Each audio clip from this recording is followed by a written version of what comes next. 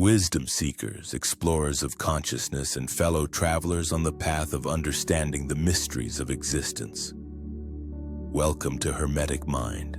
Everything of substance rests on a strong foundation. So let's start there, with foundational principles. What if everything you think you know about reality is backwards? What if the solid world around you, the chair you're sitting in, the device you're watching this on, even your own body, isn't the fundamental reality but merely a projection of something far more profound? For 400 years, we've been told that consciousness emerges from matter, that your thoughts, your dreams, your deepest experiences of love and wonder are nothing more than electrical impulses firing between neurons. In this video, we will show how ancient wisdom intersects with cutting-edge science in a revelation that will shatter your understanding of reality. What if everything you've been taught about the nature of existence is actually backwards? What if consciousness doesn't emerge from matter, but matter emerges from consciousness? Far from philosophical speculation, we're exploring the first Hermetic principle known as the principle of mentalism. It states something that will fundamentally challenge everything you believe about existence.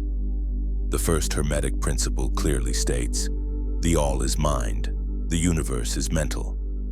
Today, we're taking you on a journey from the mystery schools of ancient Egypt to the cutting-edge laboratories of quantum physics. We'll explore how the latest neuroscience research reveals that consciousness might not be produced by the brain at all. The brain might be more like a radio receiver, tuning into a field of consciousness that permeates all of reality. We'll examine how ancient religious texts, when decoded properly, reveal sophisticated knowledge about consciousness and reality that we're only now beginning to understand. We'll look at how the mathematical constants encoded in the Great Pyramid of Giza suggest our ancestors possessed knowledge about reality's fundamental structure that defies conventional historical timelines. Modern research into near-death experiences, psychedelic states, and quantum mechanics is converging on a startling conclusion. Consciousness is not a byproduct of matter, but the very foundation from which all matter springs. Ancient wisdom converges with modern discovery in ways that will transform your understanding forever. By the end of this exploration, you'll never look at reality the same way again. Let me ask you a question that will frame everything we're about to discover.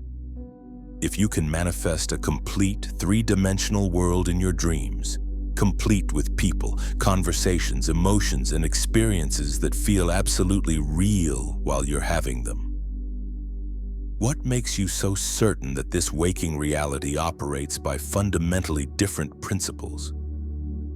The ancient Hermetic masters understood something we're only now rediscovering. The boundary between the inner world of mind and the outer world of matter is far more permeable than we've been taught to believe. They knew that consciousness is not trapped inside our skulls, but is the very fabric from which the universe itself is woven. Welcome to the principle of mentalism. Welcome to the understanding that will change everything. To understand the principle of mentalism, we must first grasp what the ancient Hermeticists meant by the all. This is not the anthropomorphic god of conventional religion, sitting on a throne somewhere beyond the clouds. The all is something far more profound and immediate, the infinite, eternal, and unchangeable principle from which all existence springs. The Kybalion describes the all as spirit, the unknowable and undefinable, but the universal and infinite living mind. This universal mind is not separate from creation. It is creation. Everything that exists, from the smallest subatomic particle to the largest galactic cluster, exists within the consciousness of the all. Think of it this way. When you dream at night, you create entire worlds within your mind. In your dream, there are people, places, objects, and events. These dream elements seem separate from each other and from you, the dreamer.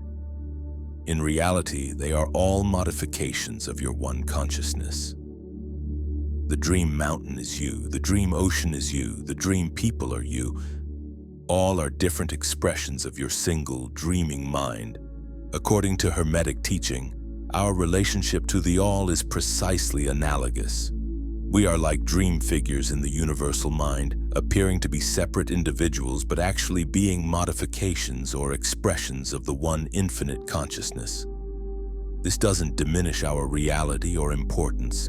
It reveals our true nature as expressions of the divine. Unlike the figures in your personal dreams, we possess a degree of self-awareness and creative power. We are, in essence, minds within the universal mind, capable of conscious creation within the larger dream of existence. Such a perspective immediately transforms how we view reality.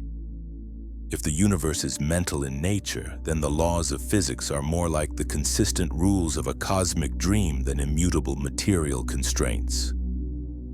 Just as you can sometimes become lucid in your personal dreams and begin to consciously direct the dream experience, we can learn to work more consciously with the mental nature of reality. To truly understand the principle of mentalism, we need to trace its origins back through time, back to a figure whose very name has become synonymous with hidden wisdom and cosmic knowledge. This is the story of Hermes Trismegistus, Hermes the thrice great, a mysterious teacher who bridged two of humanity's greatest wisdom traditions. Picture ancient Egypt at its height of power and knowledge. In the temples of Memphis and Heliopolis, priest-scientists studied the movements of the stars, the properties of matter, and the nature of consciousness itself. They worshipped Thoth, the ibis-headed god of wisdom, writing, and cosmic law. Thoth was said to be the scribe of the gods, the keeper of divine knowledge, the one who recorded the deeds of the dead and maintained the universe's equilibrium. Now imagine ancient Greece with its philosophical schools and mystery traditions. Here they honored Hermes, the messenger of the gods, the guide between worlds, the one who could travel freely between the realm of mortals and immortals. Hermes was the patron of communication, commerce, and hidden knowledge, the divine trickster who revealed truth through paradox and symbol. Somewhere in the meeting of these two great civilizations, a synthesis occurred. The wisdom of Thoth merged with the teachings of Hermes, creating a figure known as Hermes Trismegistus, thrice great because he had mastered the three fundamental aspects of cosmic wisdom: alchemy, astrology, and theurgy. But these weren't separate disciplines. They were three faces of a single understanding about the mental nature of reality. The historical Hermes Trismegistus may have been a real person, a series of teachers, or perhaps a symbolic representation of the wisdom tradition itself. What matters isn't the historical details, but the profound teachings attributed to this figure. Teachings that have influenced Western thought for over 2,000 years. At the heart of Hermetic philosophy lies a revolutionary insight. The universe operates according to mental principles. By understanding these principles, human beings can learn to work consciously with the creative forces of existence. This isn't about gaining power over others or manipulating circumstances for personal gain. It's about understanding your true nature as an expression of the universal mind. The most famous document to emerge from this tradition is the Emerald Tablet, a brief but profound text that contains the essential principles of Hermetic philosophy in cryptic symbolic language. The tablet begins with words that have echoed through the centuries. That which is below is like that which is above, and that which is above is like that which is below, to accomplish the miracles of the one thing. This principle of correspondence, as above, so below, as within, so without, is fundamental to understanding the mental nature of reality. It tells us that the same patterns operating at cosmic scales also operate at human scales. The same laws governing the external world also govern the internal world of consciousness. The Emerald Tablet describes how the one thing, the fundamental unity of existence, manifests as the apparent multiplicity of the physical world. It speaks of the sun as father, the moon as mother, and the wind as the carrier of this cosmic child. These aren't literal astronomical descriptions, but symbolic representations of the mental processes by which consciousness creates reality. The tablet concludes with a remarkable promise. Those who understand these principles will possess the glory of the whole universe and will be able to separate the subtle from the gross through gentle and great ingenuity. This is the promise of mental alchemy, the ability to distinguish between the essential and the superficial, between the real and the illusory. During the Renaissance, something extraordinary happened. In 1463, Marsilio Ficino, working under the patronage of Cosimo de' Medici, produced the first Latin translation of the Corpus Hermeticum, a collection of Hermetic texts that had been lost to European scholars for over 1,000 years. The impact was immediate and profound. Renaissance thinkers like Pico della Mirandola, Giordano Bruno, and Johannes Kepler were deeply influenced by these rediscovered teachings. Hermetic ideas helped fuel the scientific revolution by encouraging the belief that the universe operates according to mathematical principles that can be discovered through careful observation and reasoning. But perhaps the most significant rediscovery occurred in 1945 with the finding of the Nag Hammadi Library in Egypt. This collection of ancient texts, buried in the 4th century CE, contained numerous Hermetic writings that had been lost for over 15 centuries. Among these was the Discourse on the Ogdoad and Ennead, which provides additional insights into Hermetic cosmology and the nature of consciousness. Then in 1908, a book appeared that would make Hermetic principles accessible to modern readers in an unprecedented way. The Kybalion, published by 3 initiates, presented the 7 Hermetic principles in clear, practical language that anyone could understand and apply. The Kybalion begins with the principle of mentalism. The all is mind, the universe is mental, and explores 6 additional principles that explain how this mental universe operates. What makes the Kybalion particularly valuable is that it translates ancient symbolic language into concepts compatible with modern scientific understanding, while preserving the essential meaning of these timeless teachings. Recent archaeological discoveries have provided stunning confirmation that ancient civilizations possessed knowledge far exceeding what conventional history suggests was possible. Ground-penetrating radar surveys of the Giza Plateau have revealed massive structures beneath the pyramids, chambers and passages extending far deeper into the earth than previously known. Even more remarkable is the mathematical precision encoded in the Great Pyramid's location and dimensions. The pyramid sits at latitude 29.9792458 degrees north, coordinates that precisely match the speed of light in meters per second. This cannot be coincidence. It suggests that the pyramid's builders had knowledge of fundamental physical constants that we've only recently discovered. When you multiply the pyramid's base perimeter by 43,200, you get Earth's equatorial circumference. When you multiply its height by the same number, you get Earth's polar radius. The number 43,200 represents Earth's axial precession, the slow wobble of the planet's axis that takes 25,920 years to complete one full cycle. These mathematical relationships suggest that the Great Pyramid was designed as a kind of cosmic computer, a 3-dimensional representation of Earth's relationship to the cosmos. This understanding completely refutes the mainstream narrative that these massive structures were constructed as tombs by a crude, superstitious culture. Nothing could be further from the mathematical, provable truth written in 6 million tons of stone. The preservation and transmission of Hermetic wisdom through the centuries reveals something profound about the nature of truth itself.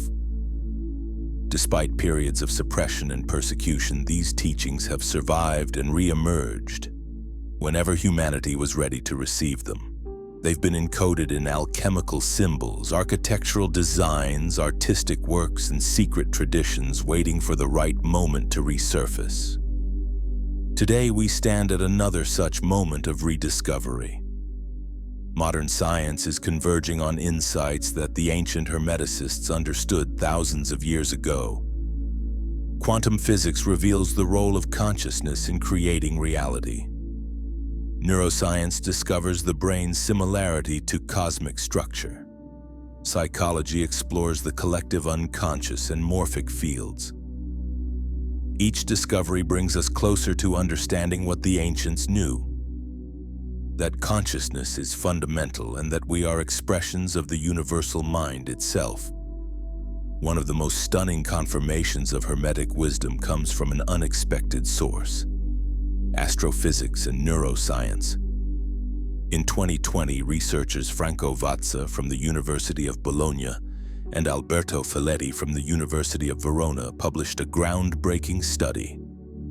They compared the structure of the cosmic web, the largest scale structure of the universe, with the neural networks of the human brain. What they discovered was extraordinary. Despite the fact that the cosmic web spans billions of light years while neural networks span mere millimeters, despite the fact that one is composed of dark matter and gas while the other is made of neurons and synapses, the structural similarities were undeniable. Both systems are organized as complex networks with nodes connected by filaments. Both show similar patterns of clustering and connectivity. Both exhibit what scientists call small world properties, where any 2 points in the network can be connected through a relatively small number of intermediate steps. The mathematical analysis revealed that the two systems share remarkably similar statistical properties. Far from mere coincidence, this represents evidence of what Hermeticists have always taught: as above, so below, as within, so without. The same patterns that organize consciousness at the level of the human brain are reflected in the organization of the cosmos itself. We are not separate from the universe. We are the universe becoming conscious of itself. The implications go even deeper. If the universe exhibits brain-like structure and organization, this suggests that consciousness is not an emergent property that somehow arises from complex arrangements of matter. Rather, consciousness is the fundamental organizing principle of reality itself. Consider this: your brain doesn't create consciousness any more than a radio creates the radio waves it receives. Your brain is more like a sophisticated receiver and transmitter, capable of tuning into and modulating the field of consciousness that permeates all of reality.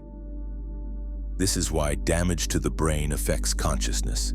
Not because the brain produces consciousness, but because damage to a radio affects its ability to receive and transmit signals.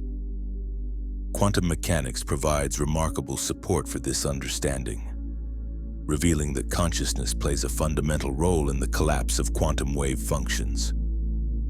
The observer effect demonstrates that consciousness is not separate from physical reality, but is intimately involved in the very process by which potential becomes actual, by which the quantum field of possibilities crystallizes into the specific reality we experience. If the universe is indeed mental in nature, then each human mind is not merely a product of the universe, it is a microcosm of the universal mind itself. This means that the creative principles that operate at the cosmic level also operate within human consciousness.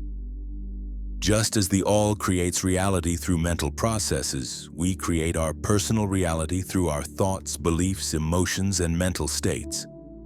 This is not mere positive thinking or wishful thinking. This is recognition of the fundamental creative power that is our birthright as expressions of the universal mind. The crucial point that many people miss: this creative power operates primarily through the deeper levels of mind, not just through conscious thought. Your surface thoughts are like the visible tip of an iceberg. Beneath them lie vast depths of subconscious and superconscious mental activity. that are actually doing most of the work of reality creation. This is why simply thinking positive thoughts doesn't immediately transform your life. The deeper levels of mind, what we might call your mental atmosphere, are shaped by years of conditioning, belief formation, and emotional patterning. These deeper levels are where the real work of mental alchemy must take place. The placebo effect provides a perfect example of how this works. When a person genuinely believes that a sugar pill will heal them, their body often responds as if they had taken actual medicine. This isn't just psychological, it's a demonstration of the mind's power to influence physical reality. The belief, held with sufficient conviction and emotional intensity, actually changes the body's biochemistry and healing responses. Conversely, the nocebo effect shows how negative beliefs can create physical illness and suffering. When people believe they are cursed, or when they receive a dire medical diagnosis that they accept as absolute truth, their bodies often manifest exactly what they believe will happen. These effects reveal that the boundary between mind and matter is far more fluid than conventional science acknowledges.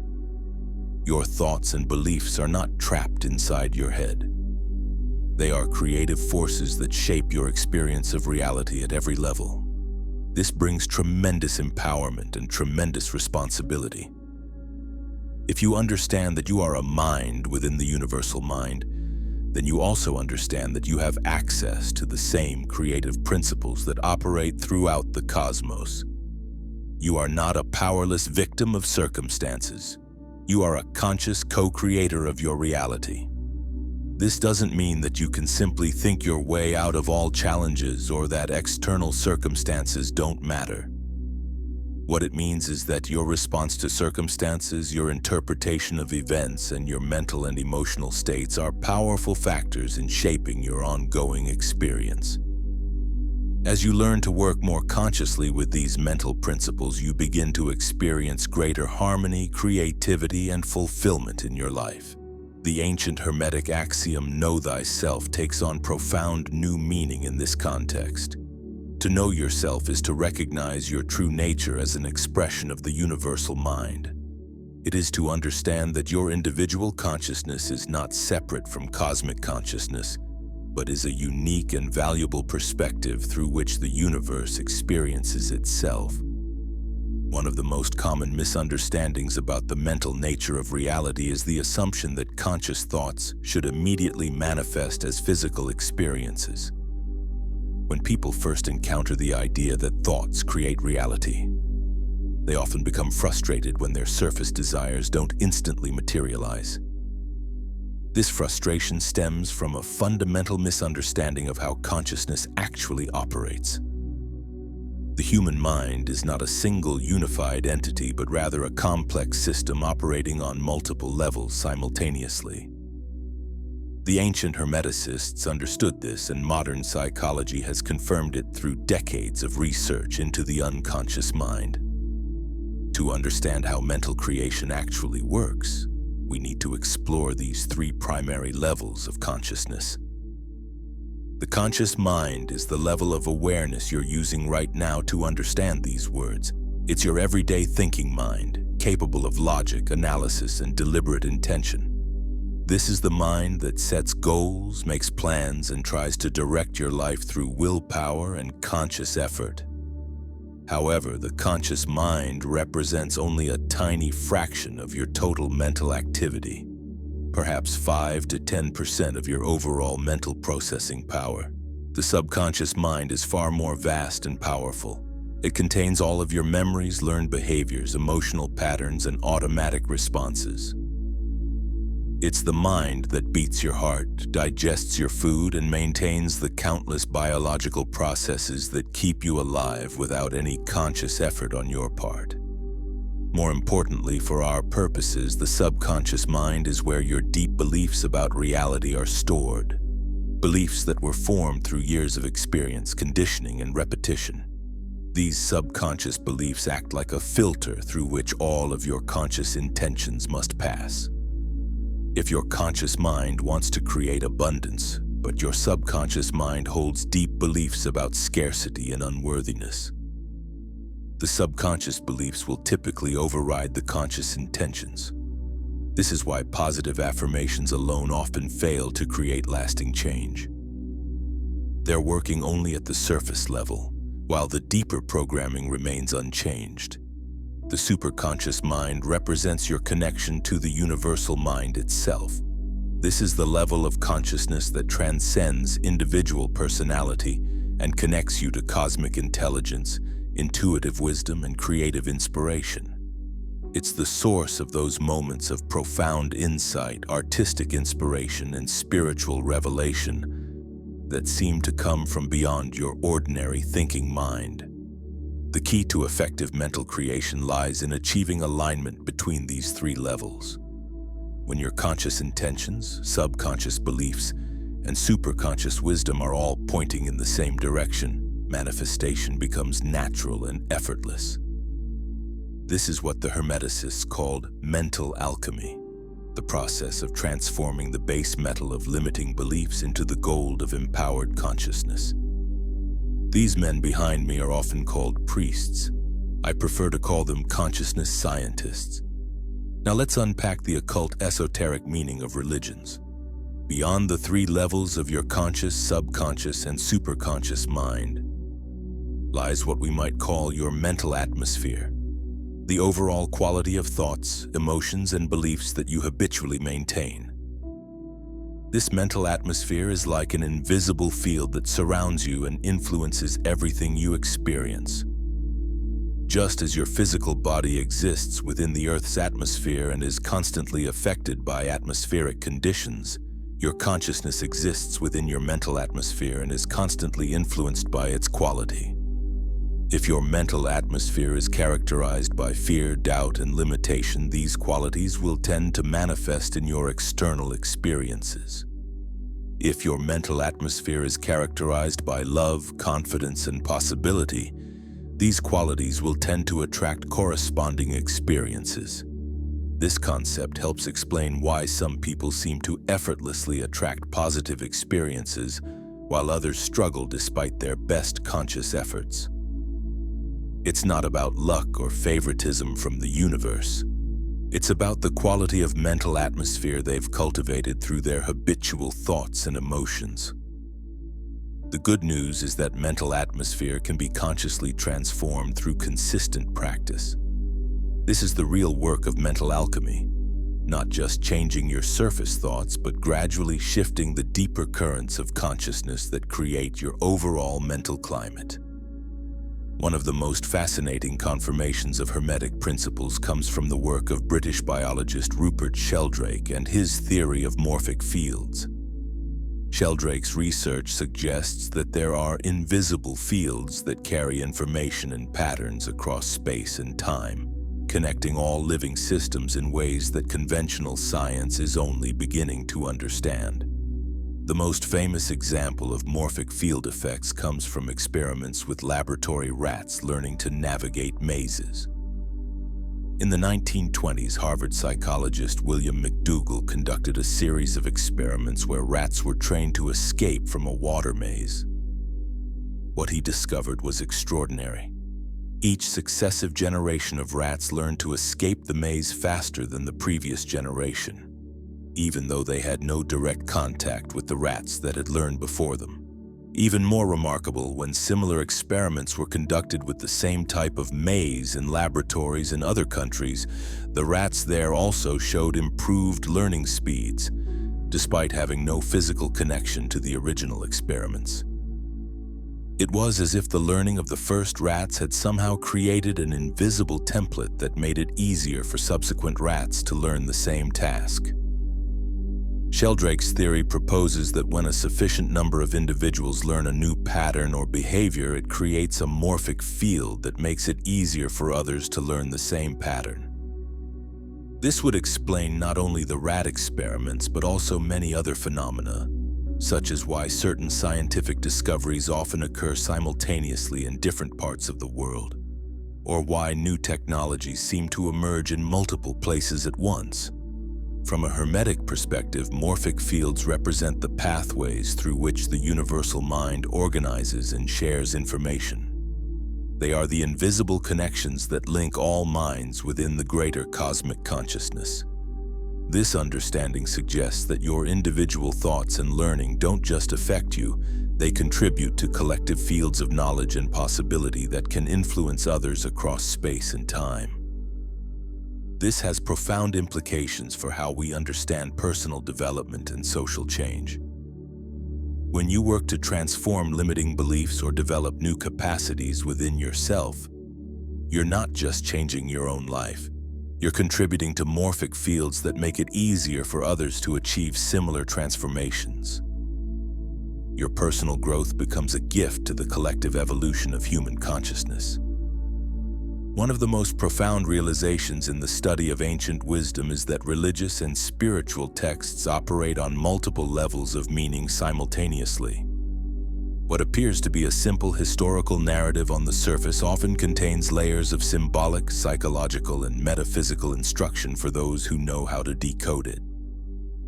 This multi-layered approach to sacred texts was well understood by ancient initiates, but it has been largely lost in our modern, literalistic approach to religion. Today, many religious followers are what we might call literal believers. They take these ancient texts at face value, interpreting every story as historical fact and every instruction as literal commandment. While this approach has its place and can provide comfort and moral guidance, it often misses the deeper wisdom that these texts were designed to convey. The ancient mystery schools understood that spiritual truths are often too profound and transformative to be communicated directly. Instead, they encoded these truths in symbols, stories, and rituals that could be understood at different levels depending on the spiritual development of the student.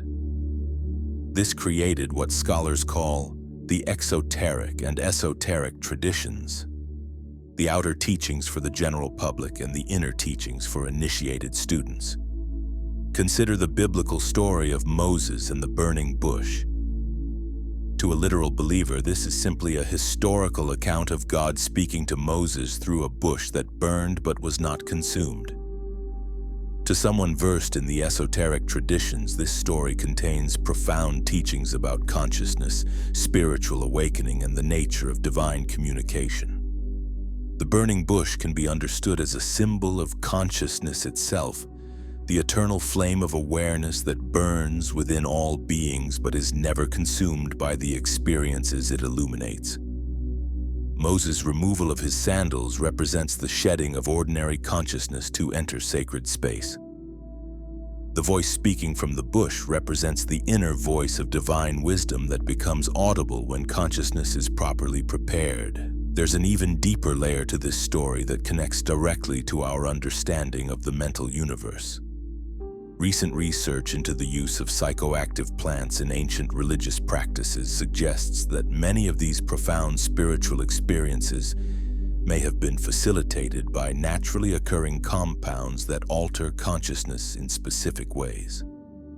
The acacia tree, which grows abundantly in the Sinai Peninsula where Moses encountered the burning bush, contains significant concentrations of DMT and N-dimethyltryptamine in its bark.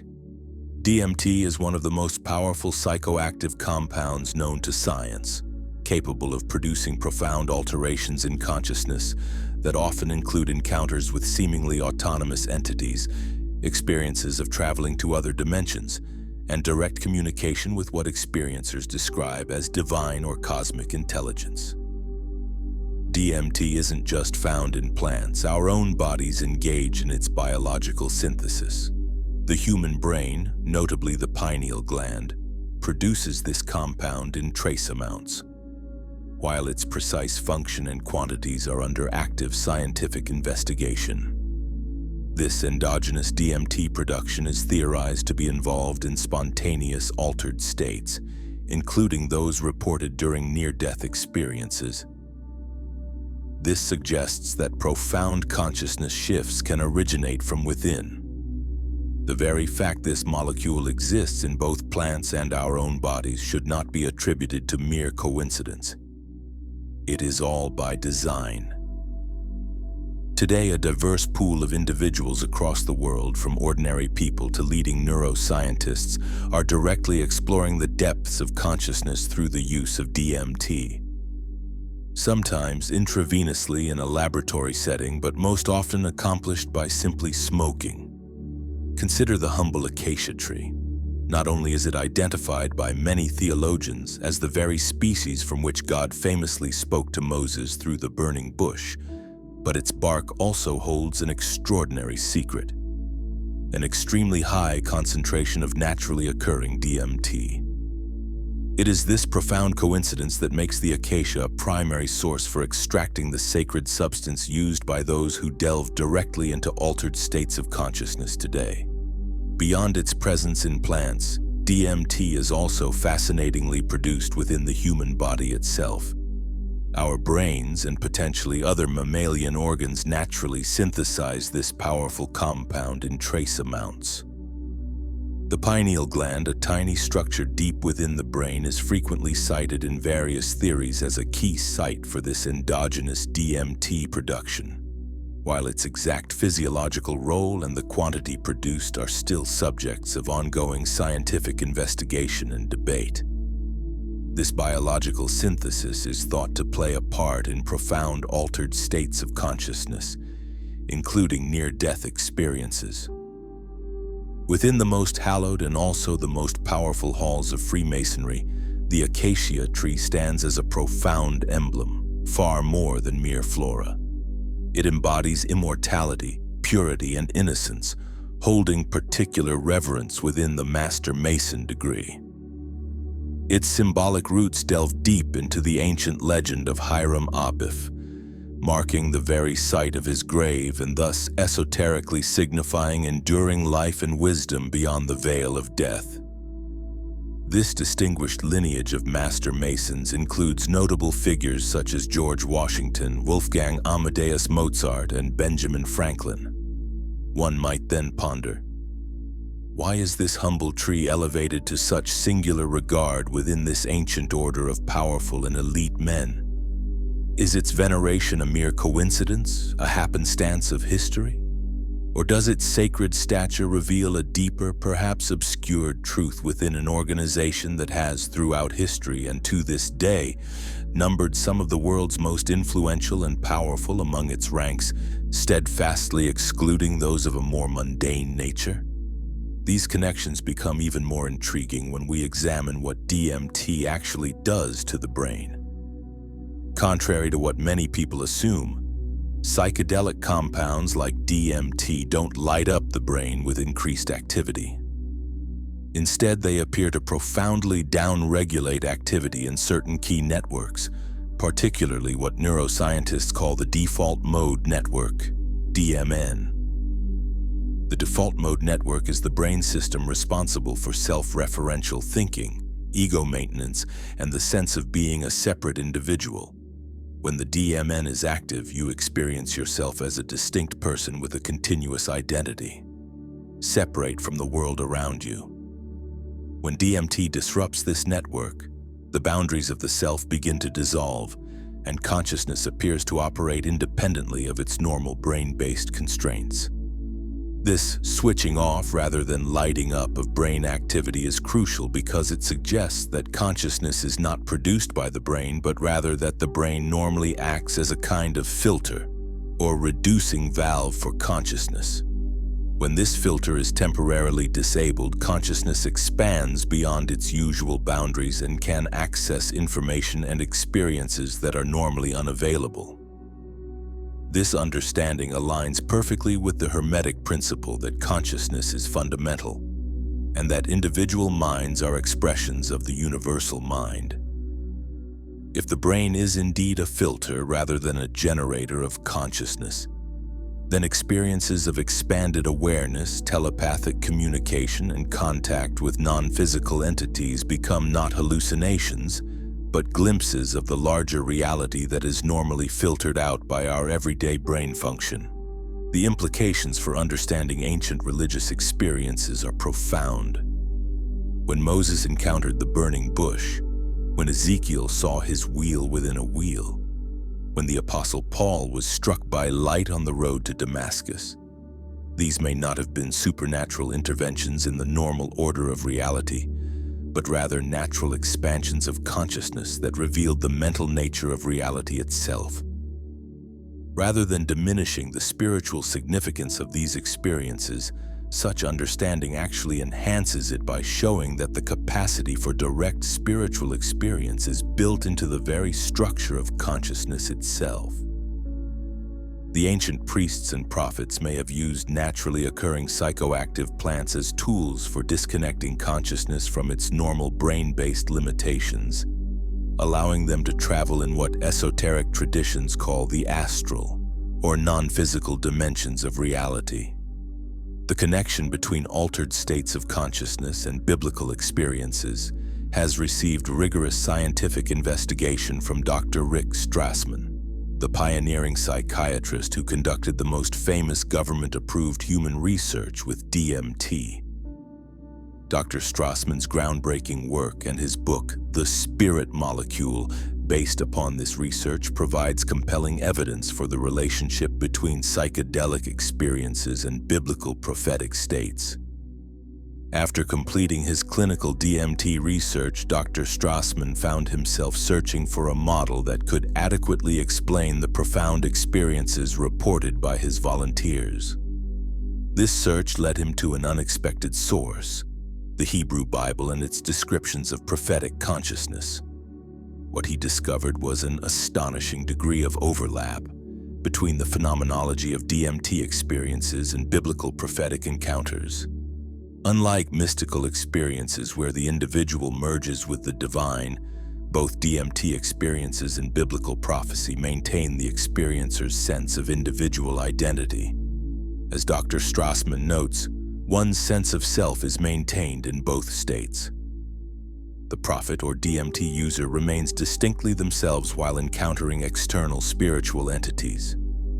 In both DMT states and biblical prophecy, the experiencer is with God or divine entities rather than becoming one with them. This creates a relational dynamic where communication and interaction can occur between distinct conscious beings. Both experiences involve the sudden appearance of an external, freestanding, independent of the observer spiritual world.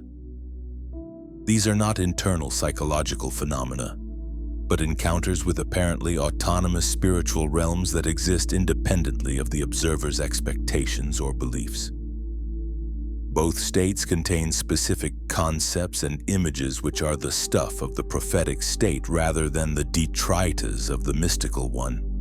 These experiences provide detailed, coherent information rather than vague feelings or abstract insights. Dr. Strassman proposes a revolutionary model he calls theoneurology, the idea that rather than brain chemistry creating the impression of divine contact, neurotheology, God or divine intelligence actually communicates with humans through the brain. This suggests that the brain functions more like a receiver than a generator of spiritual experience. Dr. Strassman's research provides scientific credibility to the idea that biblical accounts of divine encounters may describe genuine altered states of consciousness rather than purely symbolic or mythological events.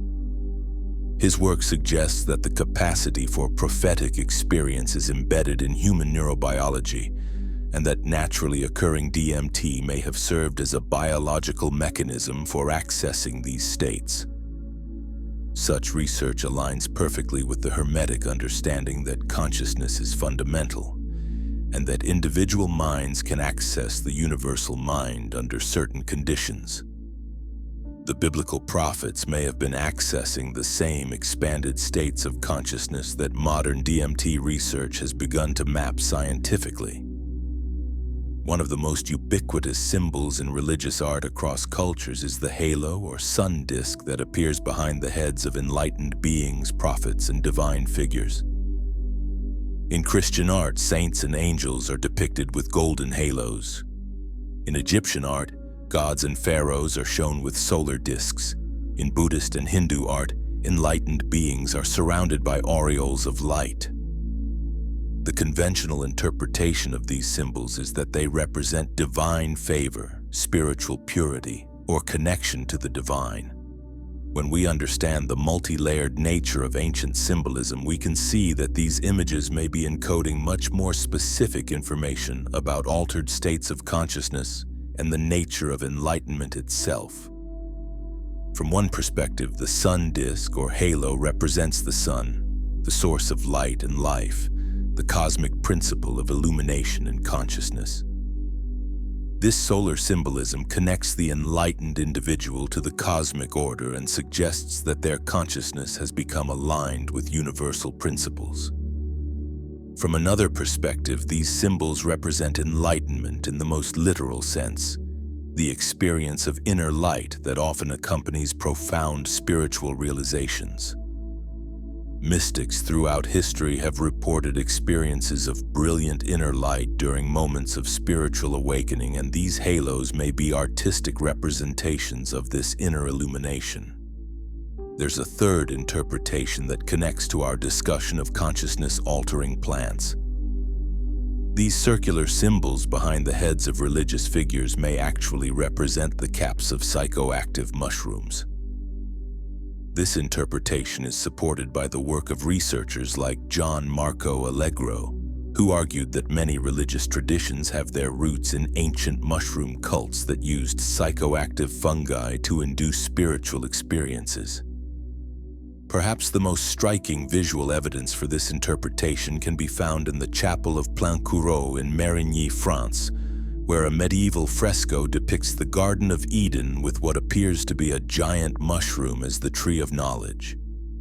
Rather than a conventional tree, the artist painted a large fungus with a prominent cap, thick stem, and smaller mushroom-like growths extending from it. The serpent coils around this mushroom tree, offering what appears to be mushroom caps to Eve. This remarkable fresco suggests that at least some medieval Christian artists understood the connection between psychoactive mushrooms and the acquisition of forbidden knowledge, direct spiritual experience that bypassed traditional religious authority. The key insight here is that these interpretations are not mutually exclusive. The ancient symbol makers understood that a single image could encode multiple layers of meaning simultaneously. The sun disk can represent the cosmic principle of consciousness and the experience of inner light, and the mushroom cap that facilitates the experience, all at the same time. Such multi-layered symbolism reflects the Hermetic understanding that reality itself operates on multiple levels simultaneously. The physical mushroom, the psychological experience of inner light, and the cosmic principle of consciousness are all different expressions of the same underlying reality, the mental nature of existence itself. Perhaps nowhere is the mental nature of reality more clearly encoded than in the Jewish tradition of Gematria, the practice of assigning numerical values to Hebrew letters and finding meaningful connections between words that share the same numerical value. This practice reveals that the ancient Hebrews understood something profound about the relationship between consciousness, language, and mathematical structure. In Gematria, each Hebrew letter corresponds to a specific number, and words or phrases that add up to the same total are considered to be connected in meaning. This creates a vast web of numerical relationships that reveal hidden connections between seemingly unrelated concepts. Gematria is more than just a clever word game. It reflects a deep understanding that the universe is fundamentally mathematical in nature. The fact that meaningful relationships can be discovered through numerical analysis of sacred texts suggests that these texts were composed according to mathematical principles that encode cosmic truths. The Torah codes discovered by researchers like Doron Witztum and Eliyahu Rips provide even more dramatic evidence of mathematical encoding in sacred texts. Using computer analysis, these researchers found that names, dates, and events from throughout history appear to be encoded in the Hebrew text of the Torah through equidistant letter sequences, patterns where letters are selected at regular intervals to spell out meaningful words. The statistical probability of these patterns occurring by chance is so small as to be virtually impossible. This suggests that the Torah was composed according to a level of mathematical sophistication that far exceeds what we would expect from ancient authors working without computers. From a Hermetic perspective, these mathematical patterns in sacred texts reflect the fundamental truth that the universe is mental in nature. Mathematics is not a human invention. It's the language in which the universal mind thinks.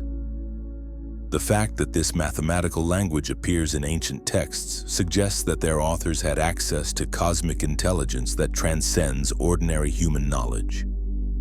This understanding has profound implications for how we view the relationship between mind and matter. If the universe is fundamentally mathematical, and if mathematics exists in the realm of mind rather than matter, then this provides strong evidence that mind is indeed the fundamental reality from which matter emerges. The ancient rabbis and mystics who developed Gematria understood that by working with these numerical relationships, they were not just playing with words, they were accessing the very code through which reality is constructed. They were learning to think in the same mathematical language that the universal mind uses to create and organize existence. This mathematical nature of language reveals itself in even more extraordinary ways. Through the groundbreaking research of David Oates into reverse speech. Oates discovered that when human speech is played backwards, it often reveals hidden meanings, unconscious thoughts, and sometimes the exact opposite of what is being said consciously. This phenomenon suggests that language operates as a mathematical algorithm that can be read both forwards and backwards, just like any mathematical equation. It's one small step for man, one giant leap for mankind. Never let it fall. Never let it fall. Never let it fall. It's one small step for man. Never let it fall. In a universe that is fundamentally mathematical and mental in nature, this makes perfect sense. If consciousness creates reality through mathematical principles, then language, as an expression of consciousness, would naturally follow mathematical patterns. These patterns would be detectable whether the speech is analyzed forwards or backwards, because mathematical relationships remain consistent regardless of the direction from which they're approached. Oates found that reverse speech often reveals the speaker's true feelings, hidden motivations, or unconscious knowledge that contradicts their conscious statements. Politicians making false promises might reveal their deception in reverse. People claiming to feel fine might reveal their actual distress when their words are played backwards. This suggests that the unconscious mind speaks in mathematical patterns that encode truth, even when the conscious mind is attempting to deceive. Talking about Jeffrey Epstein? This guy's been talked about for years. You're asking, we have Texas, we have this, we have all of the things. There's nothing at all, man. Said. There's nothing at all, man. Said.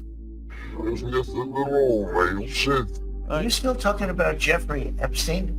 This guy's been talked about for years. You're asking, we have Texas, we have this, we have all of the things. There's nothing at all, man. Said. There's nothing at all, man. Said. And are people still talking about this guy, this creep? That is unbelievable. Believe it or not. Believe it or not. Believe it or not. This discovery provides remarkable evidence for the Hermetic principle that the universe is mental and mathematical. If language were merely a random collection of sounds, reverse speech would produce only meaningless noise. But the fact that meaningful, often truthful information emerges from reversed speech indicates that language follows precise mathematical algorithms programmed by consciousness itself. From this perspective, every conversation becomes a mathematical equation where truth can be calculated by analyzing the speech patterns from multiple directions. The universal mind, operating through mathematical principles, ensures that truth is always encoded in the language we use, even when we're not consciously aware of it. One of the most startling discoveries in the study of religious symbolism is the remarkable correspondence between ancient depictions of gods and spiritual figures and the actual anatomy of the human brain. This correspondence suggests that ancient artists and mystics had a sophisticated understanding of the relationship between consciousness and brain structure that we are only now beginning to appreciate. The most famous example of this correspondence is found in Hindu iconography, specifically in depictions of Ganesha, the elephant-headed god of wisdom and new beginnings. When viewed from below, the human brain bears a striking resemblance to an elephant's head, with the brainstem and spinal cord forming the trunk, and the various lobes and structures of the brain corresponding to the elephant's head and ears. This resemblance is not superficial. It extends to detailed anatomical correspondences. The parietal lobe, occipital lobe, temporal lobe, brainstem, and spinal cord combine to create an image that is remarkably similar to traditional depictions of Ganesha. The trunk of the brainstem even curves in the same way as Ganesha's trunk in classical artwork. This correspondence suggests that the ancient creators of Ganesha's iconography had access to knowledge about brain anatomy that should have been impossible without modern dissection techniques and microscopy.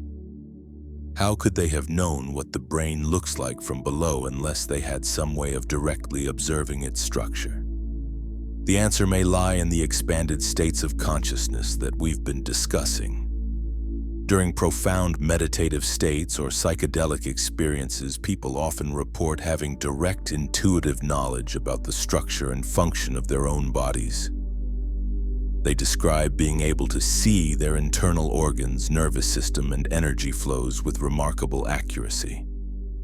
This interpretation is supported by the fact that Ganesha is specifically associated with wisdom and new beginnings.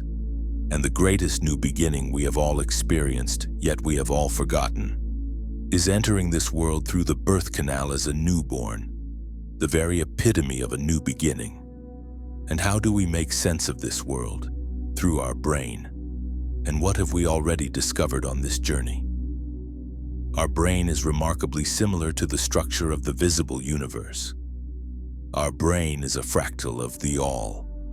These ancient artists weren't just creating arbitrary symbols, they were encoding sophisticated knowledge about the relationship between consciousness and its physical substrate. Similar correspondences can be found in other religious traditions. Egyptian depictions of gods often show anatomical features that correspond to specific brain structures. Christian art contains numerous examples of imagery that, when properly decoded, reveals knowledge of neuroanatomy and the relationship between brain function and spiritual experience.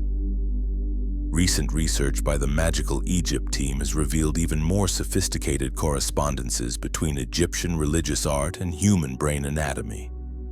These discoveries suggest that ancient Egyptian priests possessed detailed knowledge of neuroanatomy that rivals modern understanding. The Ram Sphinx and the brain stem. Perhaps the most striking discovery is the correspondence between Ram Sphinx statuary and the human brain stem. When compared side by side, the graceful lines and defining geometry of the Ram Sphinx is an exact match for the human brain stem structure, including the medulla oblongata, pons, and midbrain. This correspondence is so precise that it appears the ancient sculptors were working from detailed anatomical knowledge.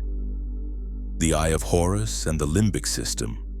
The iconic Eye of Horus symbol, when overlaid upon a sagittal view of the human brain, perfectly maps the limbic system, including the thalamus, pineal gland, pituitary gland, and the third and fourth ventricles. This correspondence is so specific that the Eye of Horus functions as an accurate anatomical diagram of the brain's consciousness processing centers. The scarab beetle and the human skull. The sacred scarab beetle, associated with the god Kybalion concepts of rebirth and transformation, bears a remarkable resemblance to the human skull when viewed from above. Heart scarabs placed on mummies sometimes featured human heads instead of beetle heads, further highlighting this anatomical connection. The scarab's rounded back and distinct segments mirror the skull's structure, suggesting the Egyptians recognized this correspondence as significant for understanding consciousness and the afterlife. These discoveries reveal that Egyptian religious art functioned as a sophisticated visual language, a type of visual cipher that transmitted core principles of neuroscience through stone, paint, and symbol. The ancient Egyptians weren't just creating religious art, they were encoding a complete understanding of the biological basis of consciousness. Such multi-layered symbolism reveals a pattern that extends far beyond Egypt. Ancient civilizations across the globe appear to have possessed sophisticated understanding of consciousness and its relationship to brain anatomy, encoding this knowledge in their most sacred symbols and stories. The ancient Greeks understood these same principles, encoding them in both their architecture and their very city names. Consider Mycenae, the most powerful citadel of ancient Greece and legendary home of Agamemnon. While modern etymology suggests the name derives from pre-Greek origins, the ancient Greeks themselves connected their greatest fortress to consciousness-altering wisdom through a remarkable linguistic link. According to legend recorded by Pausanias, the name Mycenae was connected to the Greek word mykes, meaning mushroom or cap. The mythical founder Perseus either named the city after the cap of his sword scabbard that fell on the site, or after a mushroom he picked to drink water from when thirsty. Whether literal or symbolic, this etymology reveals that the Greeks associated their most powerful stronghold with the very substances that unlock expanded consciousness. The Lion Gate of Mycenae provides even deeper symbolic confirmation of this consciousness-centered worldview.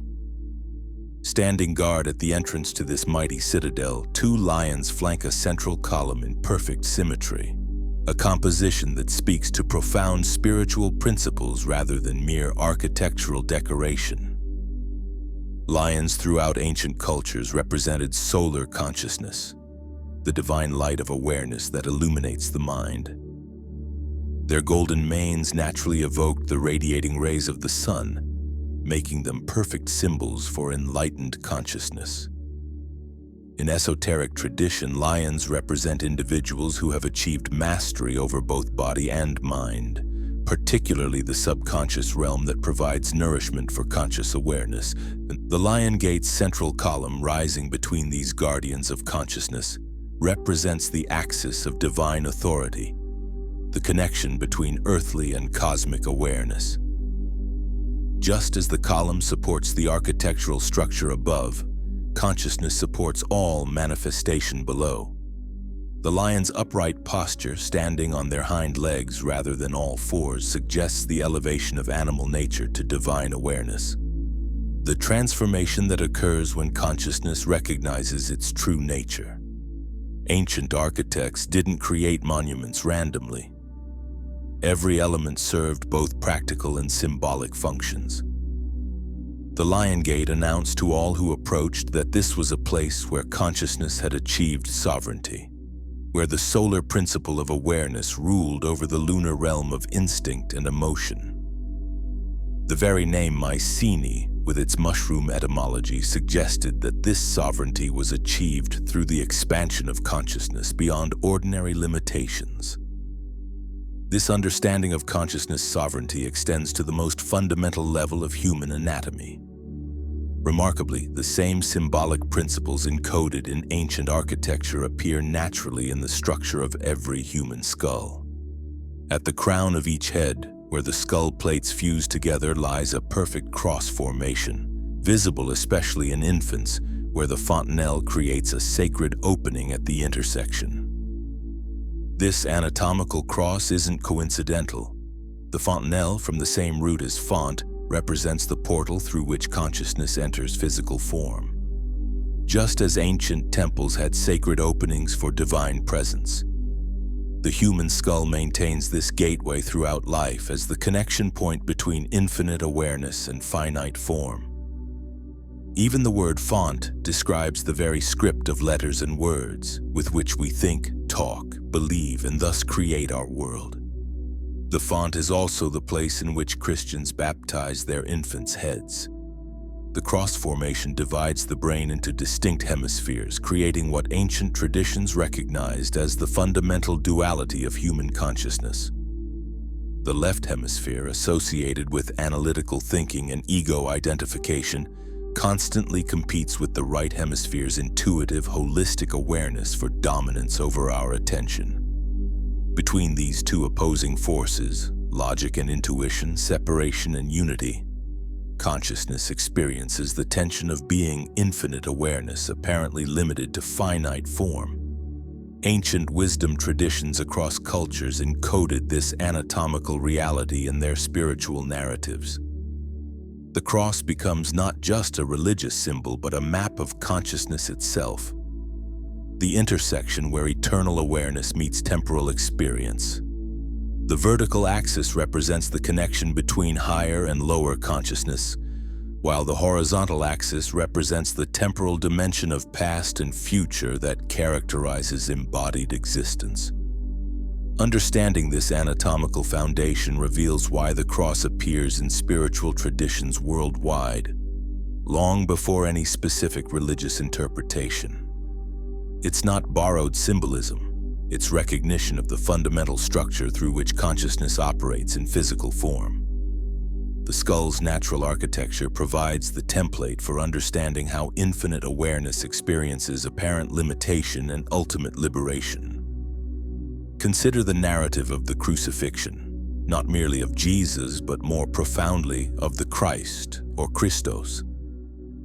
Beyond its commonplace literal interpretation lies a far deeper esoteric meaning.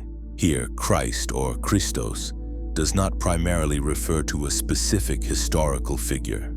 Instead, it embodies a universal, ever-present principle, an awakened state of consciousness accessible to all, perceived as a divine spark or blueprint for enlightenment inherent within every human being. An enlightened embodiment of the all.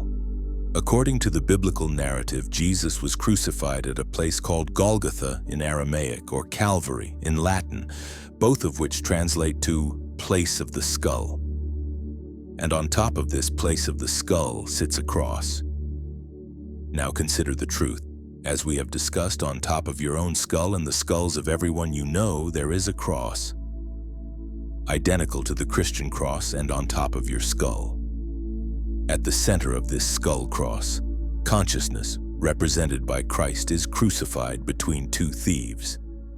These thieves are not historical criminals, but represent the dual nature of the human mind that perpetually steals our attention from divine awareness. In esoteric Christian interpretation, these two thieves symbolize the left and right hemispheres of the brain, the dualistic thinking that fragments our perception of unity. The left hemisphere, associated with analytical thought and ego, competes with the right hemisphere's intuitive, holistic awareness. Jesus was said to have 5 wounds. Beyond mere physical injury, the 5 wounds of Christ are seen esoterically as profound symbols marking consciousness's direct contact with the physical realm. The precise points where spirit binds to matter and where the potential for transformation and spiritual liberation is anchored within the human form. Each wound represents a facet of this profound journey, the incarnation of divine consciousness into the 5 senses and physical body, the temporary limitation experienced by infinite awareness in finite form, the sacred geometric template of the human figure itself, perhaps best represented by Leonardo's Vitruvian Man, the purification or transcendence of lower egoic aspects, and finally portals to deeper mystical union and inner knowledge of the all.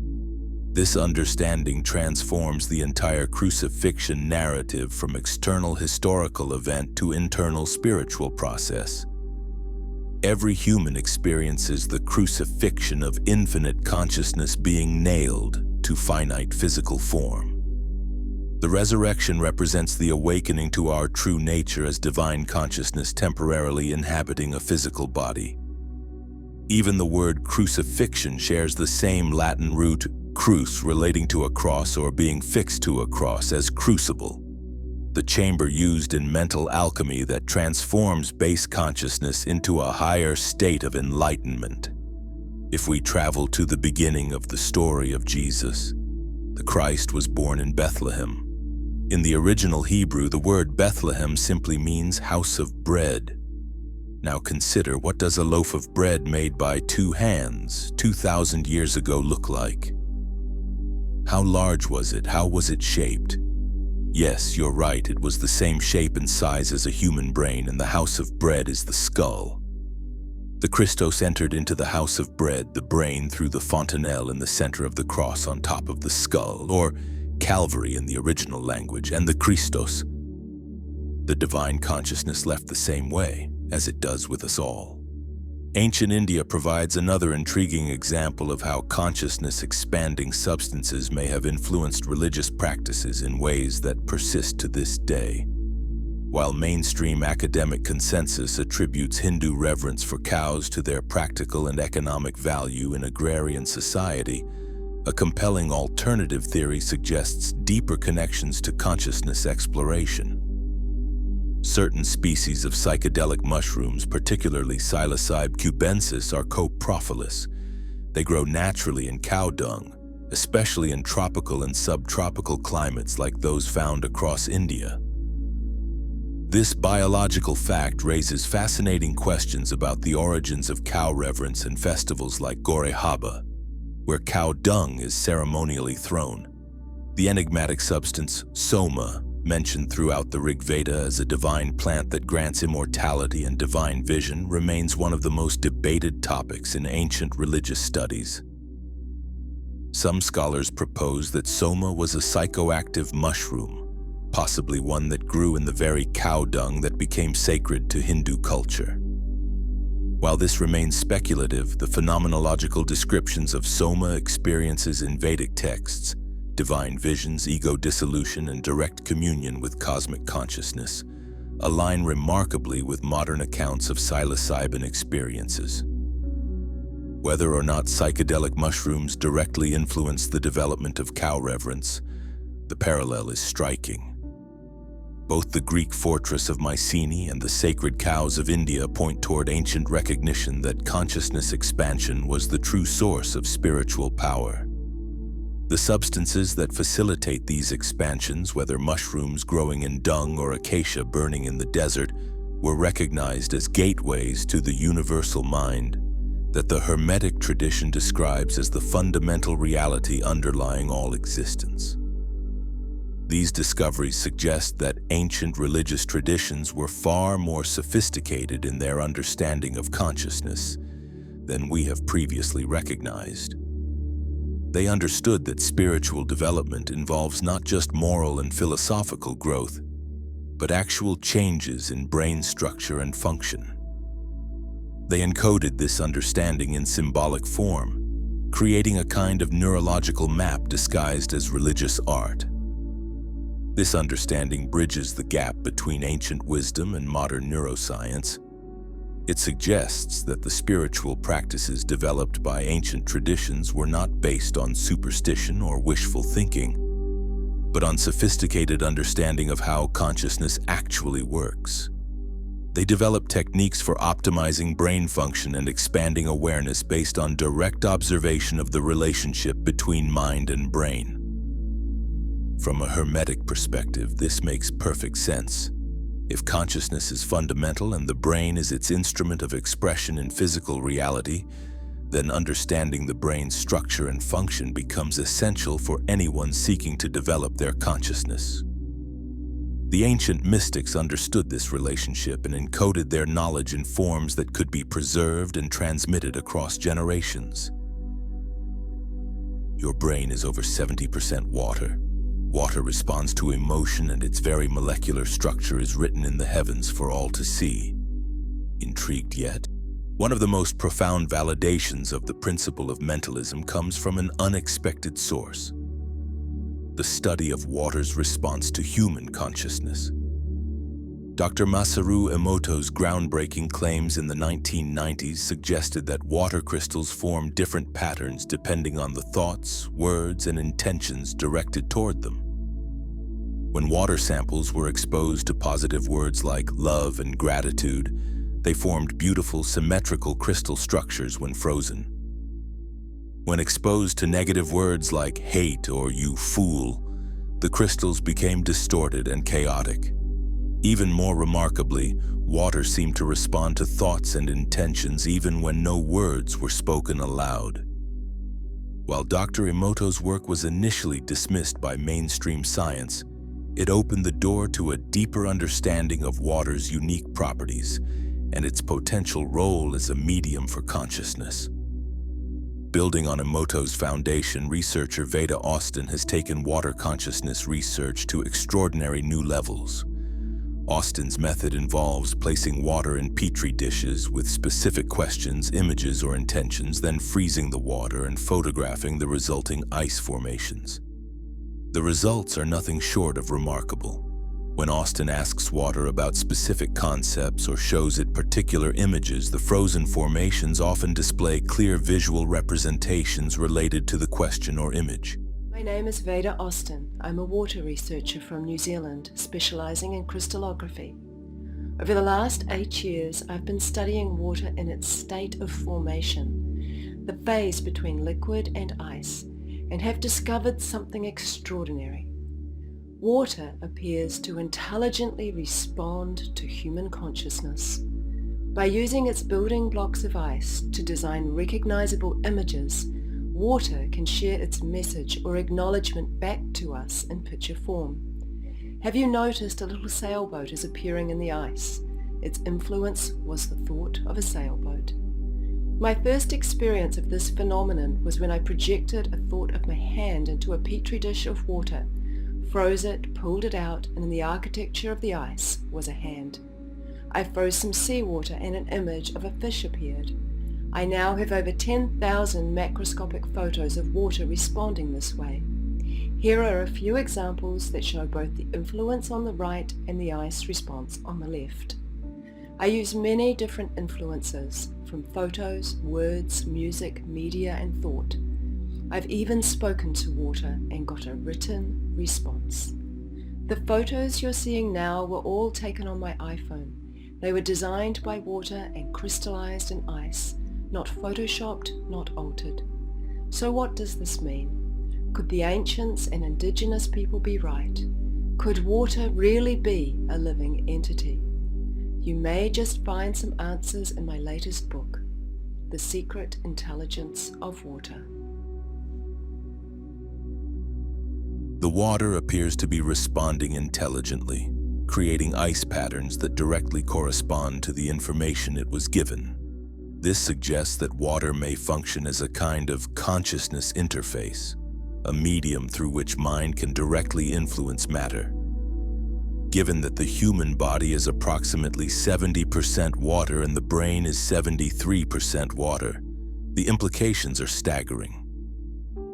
The power of water consciousness research becomes even more compelling when experienced firsthand. Many researchers and individuals following Austin's methodology have reported remarkable results when conducting their own water experiments. These personal experiments often yield results that move water consciousness research from the realm of theory into lived experience. They demonstrate that consciousness can indeed communicate through water, suggesting that our connections with information, intention, and even deceased loved ones may transcend normal physical limitations, continuing through the medium of consciousness itself. The connection between consciousness and water becomes even more intriguing when we examine the astronomical relationship between Earth and Venus, a cosmic dance that reveals profound truths about the mathematical nature of reality itself. Picture this. Over the course of exactly 8 years, Venus and Earth perform an intricate celestial ballet that creates a perfect pentagram pattern in space. This isn't random orbital mechanics. It's a precise geometric signature written across the heavens, Every 584 days, Venus aligns with the Sun and Earth in what astronomers call an inferior conjunction. When you plot these 5 conjunction points against the backdrop of the zodiac over 8 years, they form the exact vertices of a pentagram. During this same cycle, Venus performs 5 retrograde periods, appearing to move backward in the sky, completing each point of this celestial star. From an astrological perspective, this cosmic choreography carries deep symbolic meaning. Venus, the planet associated with love, beauty, harmony, and the values that bind consciousness together, literally inscribes sacred geometry across the cosmos.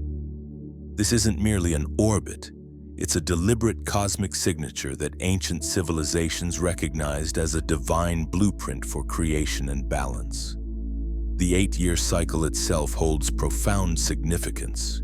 8, when laid on its side, becomes the infinity symbol, suggesting that this Venus-Earth dance represents the eternal, cyclical nature of consciousness itself. The fact that this same geometric pattern appears in both celestial mechanics and sacred geometry points to underlying mathematical principles that govern both mind and matter.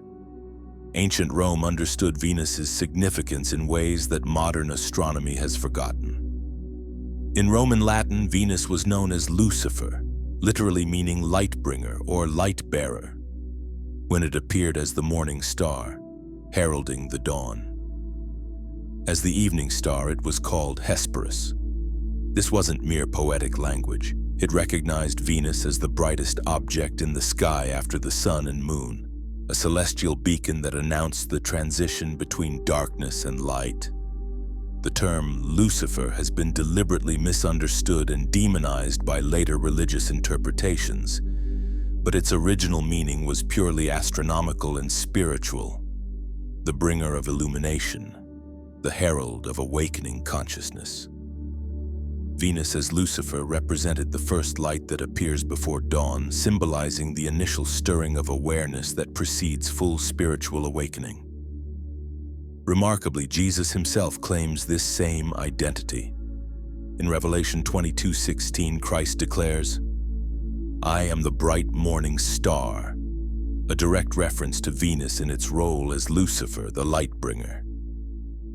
This identification connects the Christ consciousness with the same celestial body whose orbital pattern creates the sacred pentagram. Jesus, like Venus, represents the light of consciousness that appears before the dawn of full spiritual illumination, the first glimpse of divine awareness that precedes complete awakening. This connection reveals the sophisticated astronomical knowledge embedded in spiritual traditions. The morning star represents consciousness emerging from the darkness of ignorance, just as Venus emerges from the darkness of night to herald the coming dawn. Both Venus and Christ consciousness serve as bridges between the realm of darkness and the realm of light, between unconsciousness and awakening. The pentagram itself has often been misunderstood and labeled as evil by those following religious dogma. However, the truth is far more profound. The pentagram is sacred because it contains within its structure the fundamental geometry of life itself, consciousness, and the very medium through which divine awareness operates in physical reality. To understand this connection properly, we must first clarify the precise geometry involved. The regular pentagram contains multiple geometric relationships, but the most significant for our understanding is the 108-degree angle found in its internal pentagon structure. When we draw a pentagram, the internal lines create a smaller inverted pentagon at the center, and each internal angle of this central pentagon measures exactly 108 degrees. Additionally, the pentagram contains 5 larger obtuse isosceles triangles, each with angles of 108 degrees, 36 degrees, and 36 degrees. This 108-degree angle is not arbitrary. It represents a fundamental harmonic in the mathematical structure of reality itself. Most remarkably, this precise angle mirrors the flexible bond angle that water molecules can assume when forming highly ordered, consciousness-responsive superstructures. Water molecules in their isolated state typically maintain a bond angle of approximately 104.5 degrees between their hydrogen atoms. However, scientific research, particularly the groundbreaking work of Martin Chaplin, has demonstrated that water's bond angle is not fixed. When water molecules aggregate into clusters and form structured arrangements, their HOH bond angle can expand to exactly 108 degrees. This is not merely a coincidence. It represents water's capacity to tune itself to the fundamental frequency of sacred geometry. When water adopts this 108-degree configuration, it can form highly ordered superstructures that appear to be far more responsive to consciousness, intention, and information. The correlation is purely about the matching numerical value of the 108-degree angle found in the pentagram's internal pentagon and the variable bond angle of the water molecule in its structured states. It's crucial to understand that we're not claiming the two-dimensional pentagram triangle is identical to the three-dimensional water molecule structure. Rather, we're identifying a profound resonance. The same angular relationship that governs sacred geometry also governs water's capacity to organize itself into consciousness-responsive configurations. The significance of water extends far beyond its role in consciousness experiments. Water constitutes approximately 70% of the human body and 73% of the human brain. Percentages that remarkably mirror the 70% of Earth's surface covered by water. This correspondence suggests a deep connection between human consciousness and the planetary consciousness of Earth itself. Now we arrive at the most profound realization. The human body is primarily a water-based system designed to interface with this cosmic consciousness field. Every thought you think, every emotion you feel, every belief you hold, and every word you speak emerges from and is mediated by the water molecules in your brain and nervous system. When we understand that water can tune its bond angle to the sacred 108-degree configuration, we begin to see how consciousness might actually interface with physical reality. The emotions felt in your heart are not merely biochemical reactions. They represent hermetic vibrational principles operating through water's consciousness-responsive medium. Your heart, being approximately 73% water, becomes a resonance chamber where the vibrational frequencies of love, compassion, fear, or anger literally reshape the molecular structure of the water within your cardiovascular system.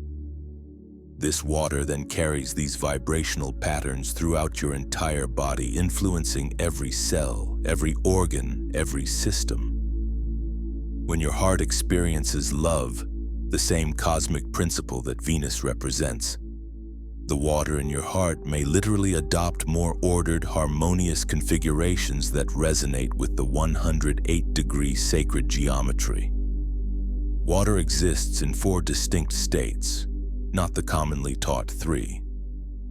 Beyond solid, liquid, and gas, there is a 4th state, a mushy, flexible phase between liquid and solid that exhibits unique properties.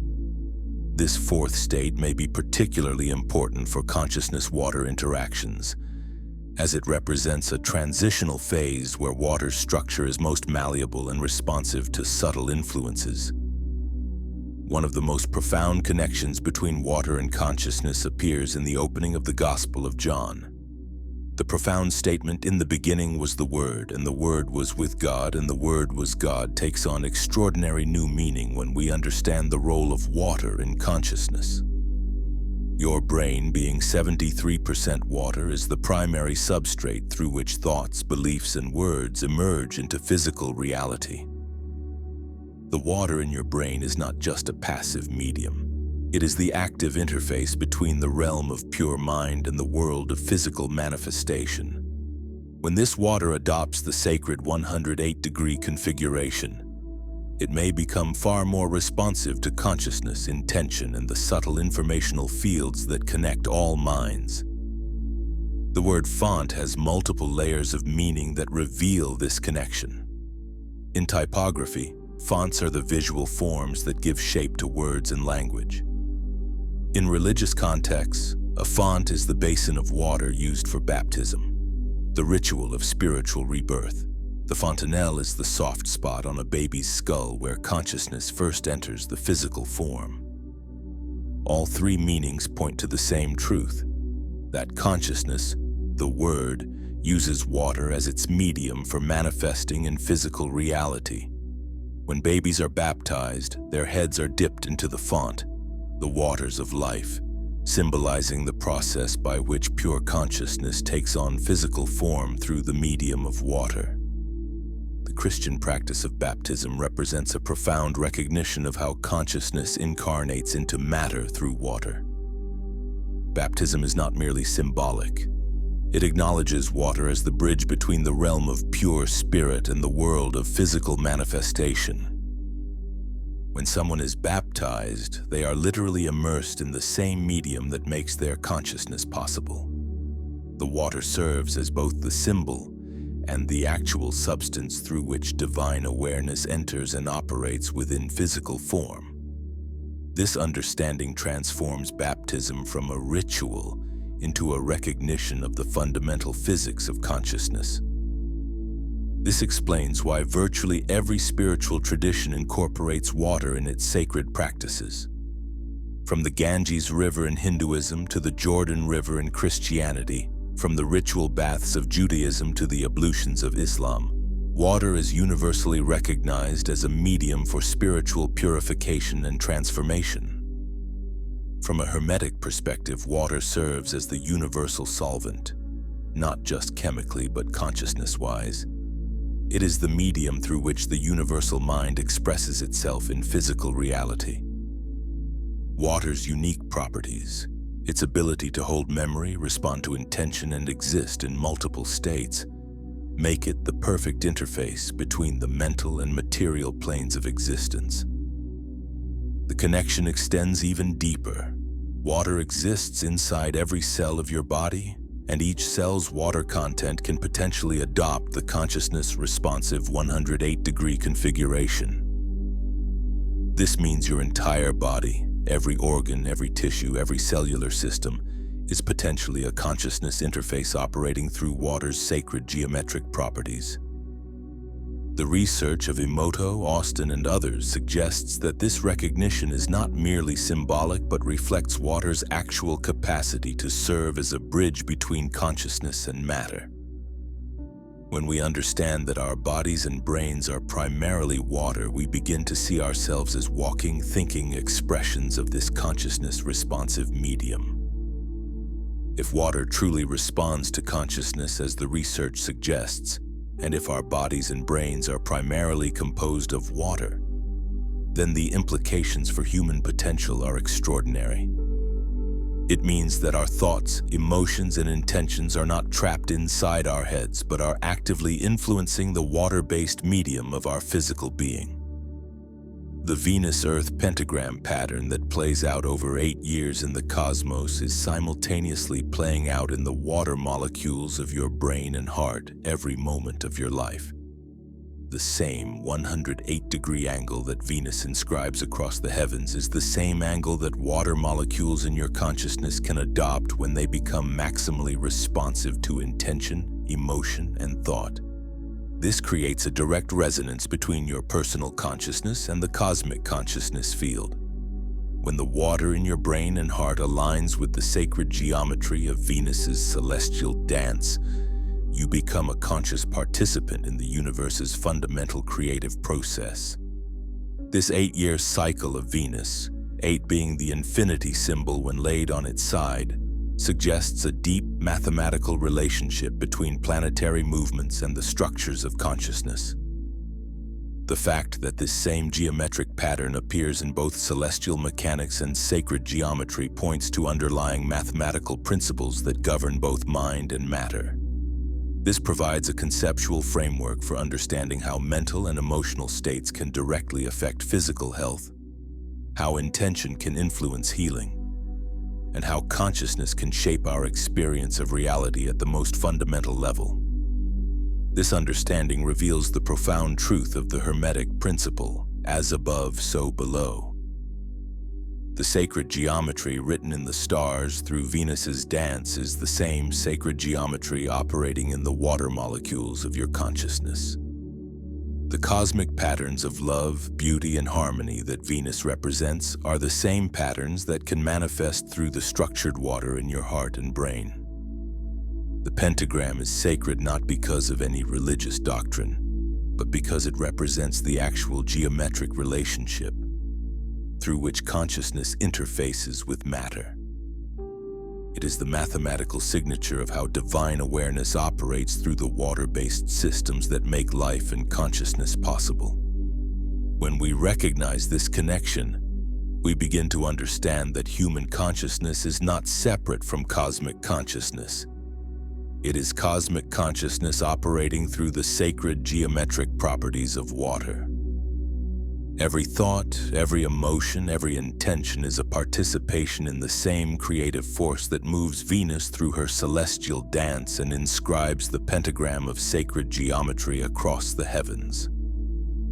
The principle of mentalism states that the all is mind, the universe is mental.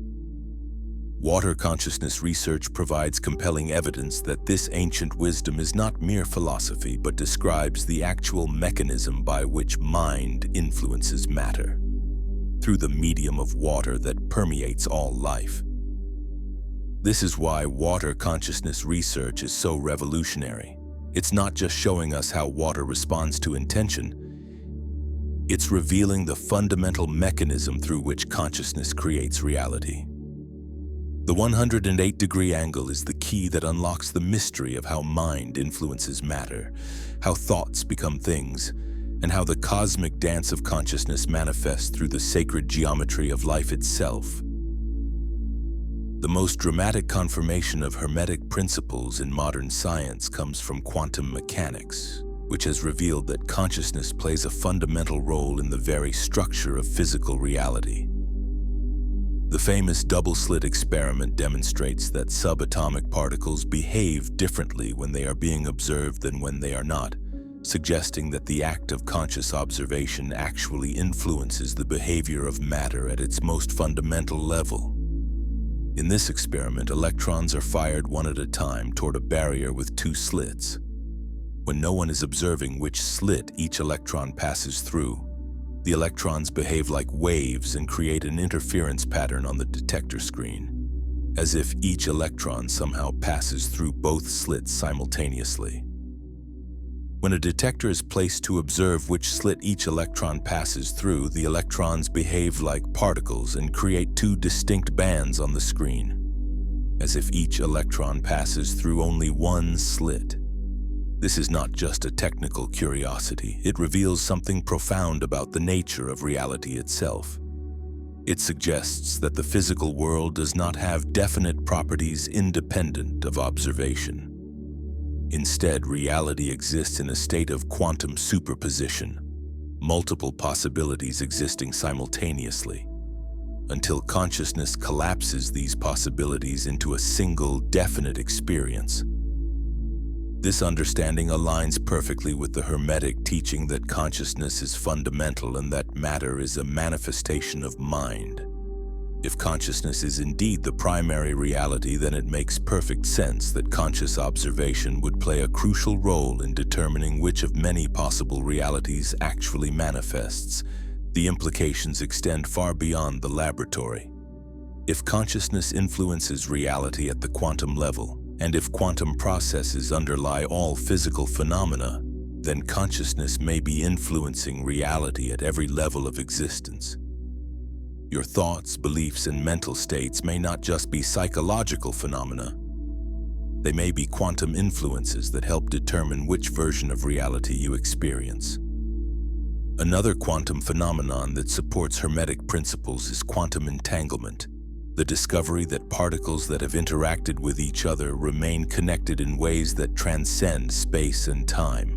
When two particles become entangled, measuring the properties of one particle instantly affects the properties of the other, regardless of how far apart they are. Einstein famously called this spooky action at a distance because it seemed to violate the principle that nothing can travel faster than light. Subsequent experiments have confirmed that quantum entanglement is real and that these non-local connections are a fundamental feature of reality. From a Hermetic perspective, quantum entanglement provides scientific evidence for the interconnectedness of all existence. If all particles in the universe emerged from the same quantum field during the Big Bang, then everything in the universe may be entangled with everything else at the deepest level. This would mean that the apparent separation between objects and beings is an illusion created by our limited perception. This understanding provides a scientific framework for understanding phenomena like telepathy, remote viewing, and other forms of psychic communication. If consciousness operates through quantum fields, and if these fields are non-locally connected, then it becomes possible for information to be transmitted between minds without any physical medium. The quantum understanding of reality becomes even more profound when we consider the holographic universe theory, developed by physicist David Bohm and neuropsychologist Karl Pribram. This theory proposes that our seemingly three-dimensional physical reality is actually a projection from a more fundamental, information-rich dimension, much like a hologram where every part contains the information of the whole.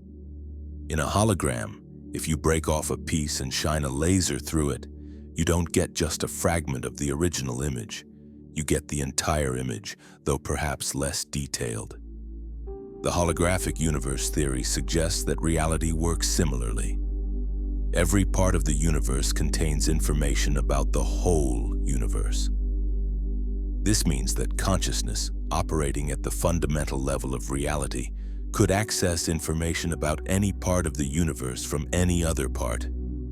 This provides a remarkable scientific parallel to the Hermetic principle, as above, so below, the idea that patterns repeat at every scale of existence. If the universe is indeed holographic, then the microcosm truly does contain the macrocosm, and individual consciousness can access the information patterns of the universal mind. The holographic model also explains how consciousness could be primary rather than secondary. If what we perceive as solid matter is actually a projection from a deeper informational dimension, then consciousness, as the fundamental information processing capacity of the universe, would be the source from which physical reality emerges, not its byproduct. If consciousness is indeed fundamental and all individual minds are connected within the universal mind, then it becomes possible to access information and guidance that transcends our ordinary thinking processes. Ancient cultures developed sophisticated systems for tapping into this cosmic intelligence, systems that modern science is only beginning to understand. Two of the most profound examples of these consciousness interface technologies are the tarot and the I Ching. These are not mere fortune-telling devices or superstitious practices, but sophisticated tools for accessing the deeper patterns of consciousness and reality. The tarot represents a complete symbolic language that maps the archetypal patterns of human experience and cosmic principles. Each card in the tarot deck corresponds to specific psychological states, life situations, and universal energies. When used properly, the tarot becomes a mirror that reflects the deeper currents of consciousness operating beneath the surface of everyday awareness. The process of drawing tarot cards and interpreting their meanings is not about predicting a fixed future, but about accessing the quantum field of possibilities that surrounds any situation. The cards that appear in a reading reflect the energetic patterns and psychological dynamics that are most active in your consciousness at that moment. By contemplating these symbols and their relationships, you can gain insight into the deeper forces shaping your experience and the potential outcomes of different choices. The I Ching, or Book of Changes, represents perhaps the most sophisticated divination system ever developed. Based on the interplay of yin and yang energies, the I Ching uses a system of 64 hexagrams to map the fundamental patterns of change and transformation that govern all existence. Each hexagram represents a specific configuration of forces and provides guidance for how to work harmoniously with the natural flow of events. What makes the I Ching particularly remarkable is its foundation in binary mathematics, the same mathematical principle that underlies modern computer systems. The solid and broken lines of the hexagrams create a binary code that can represent any possible situation or state of change.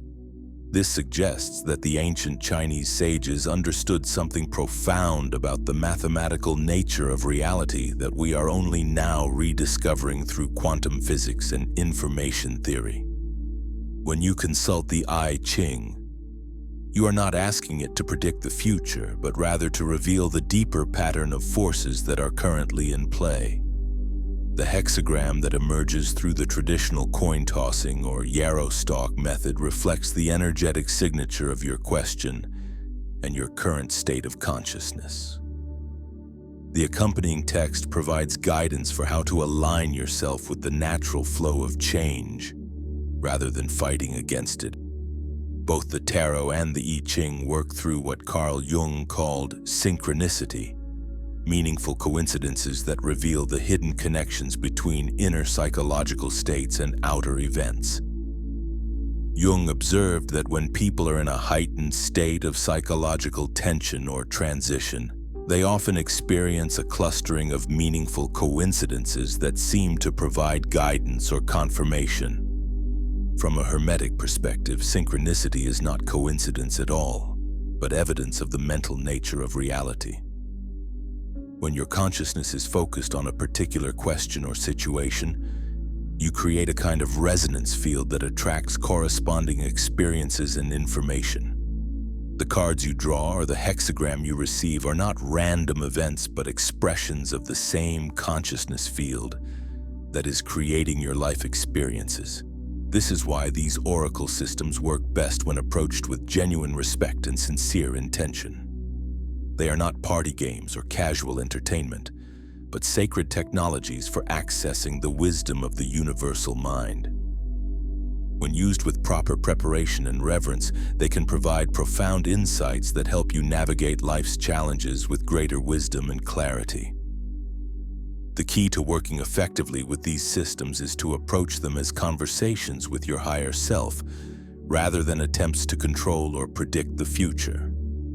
The guidance they provide is always oriented toward your highest good and spiritual development, even when it challenges your ego's desires or expectations. Modern research into random number generators and consciousness has provided scientific evidence for the reality of these consciousness-matter interactions. Studies have shown that human intention can influence the output of electronic random number generators, suggesting that consciousness can indeed affect apparently random physical processes. This provides a scientific framework for understanding how oracle systems might actually work, not through supernatural forces, but through the natural capacity of consciousness to influence quantum-level events. The most well-known Hermetic texts are the Kybalion and the Emerald Tablet. We will now delve into these works and explore how modern studies are proving Hermetic principles. In 1908, 3 anonymous authors calling themselves the Three Initiates published a book that would transform how modern minds understand ancient wisdom. The Kybalion presented Hermetic principles in language that spoke directly to the contemporary world, bridging the gap between mystical tradition and practical application. The book opens with a declaration that cuts straight to the heart of reality. The all is mind, the universe is mental. But what does this actually mean? How does the universal mind create the cosmos? And what are the practical implications for human consciousness?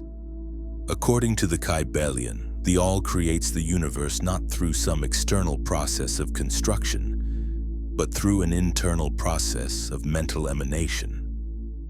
Imagine how you create a dream world within your own consciousness. The entire dream, all its characters, landscapes, events, and experiences, exists within your mind. From the perspective of the dream characters, they appear to be separate individuals living in an external world. But from your perspective as the dreamer, you know that everything in the dream is actually a modification of your own consciousness. The Kybalion teaches that our relationship to the All follows this exact pattern. We appear to be separate individuals living in an external universe, but from the perspective of the All, we are all modifications of its infinite consciousness. This doesn't make us less real or less important. It reveals our true nature as expressions of divine consciousness itself. This understanding immediately resolves one of the fundamental questions that has puzzled philosophers for centuries. If the All is infinite and perfect, why would it create a universe that appears finite and imperfect? The answer is elegant. The All doesn't create the universe as something separate from itself. The universe exists within the All as a mental creation within infinite consciousness.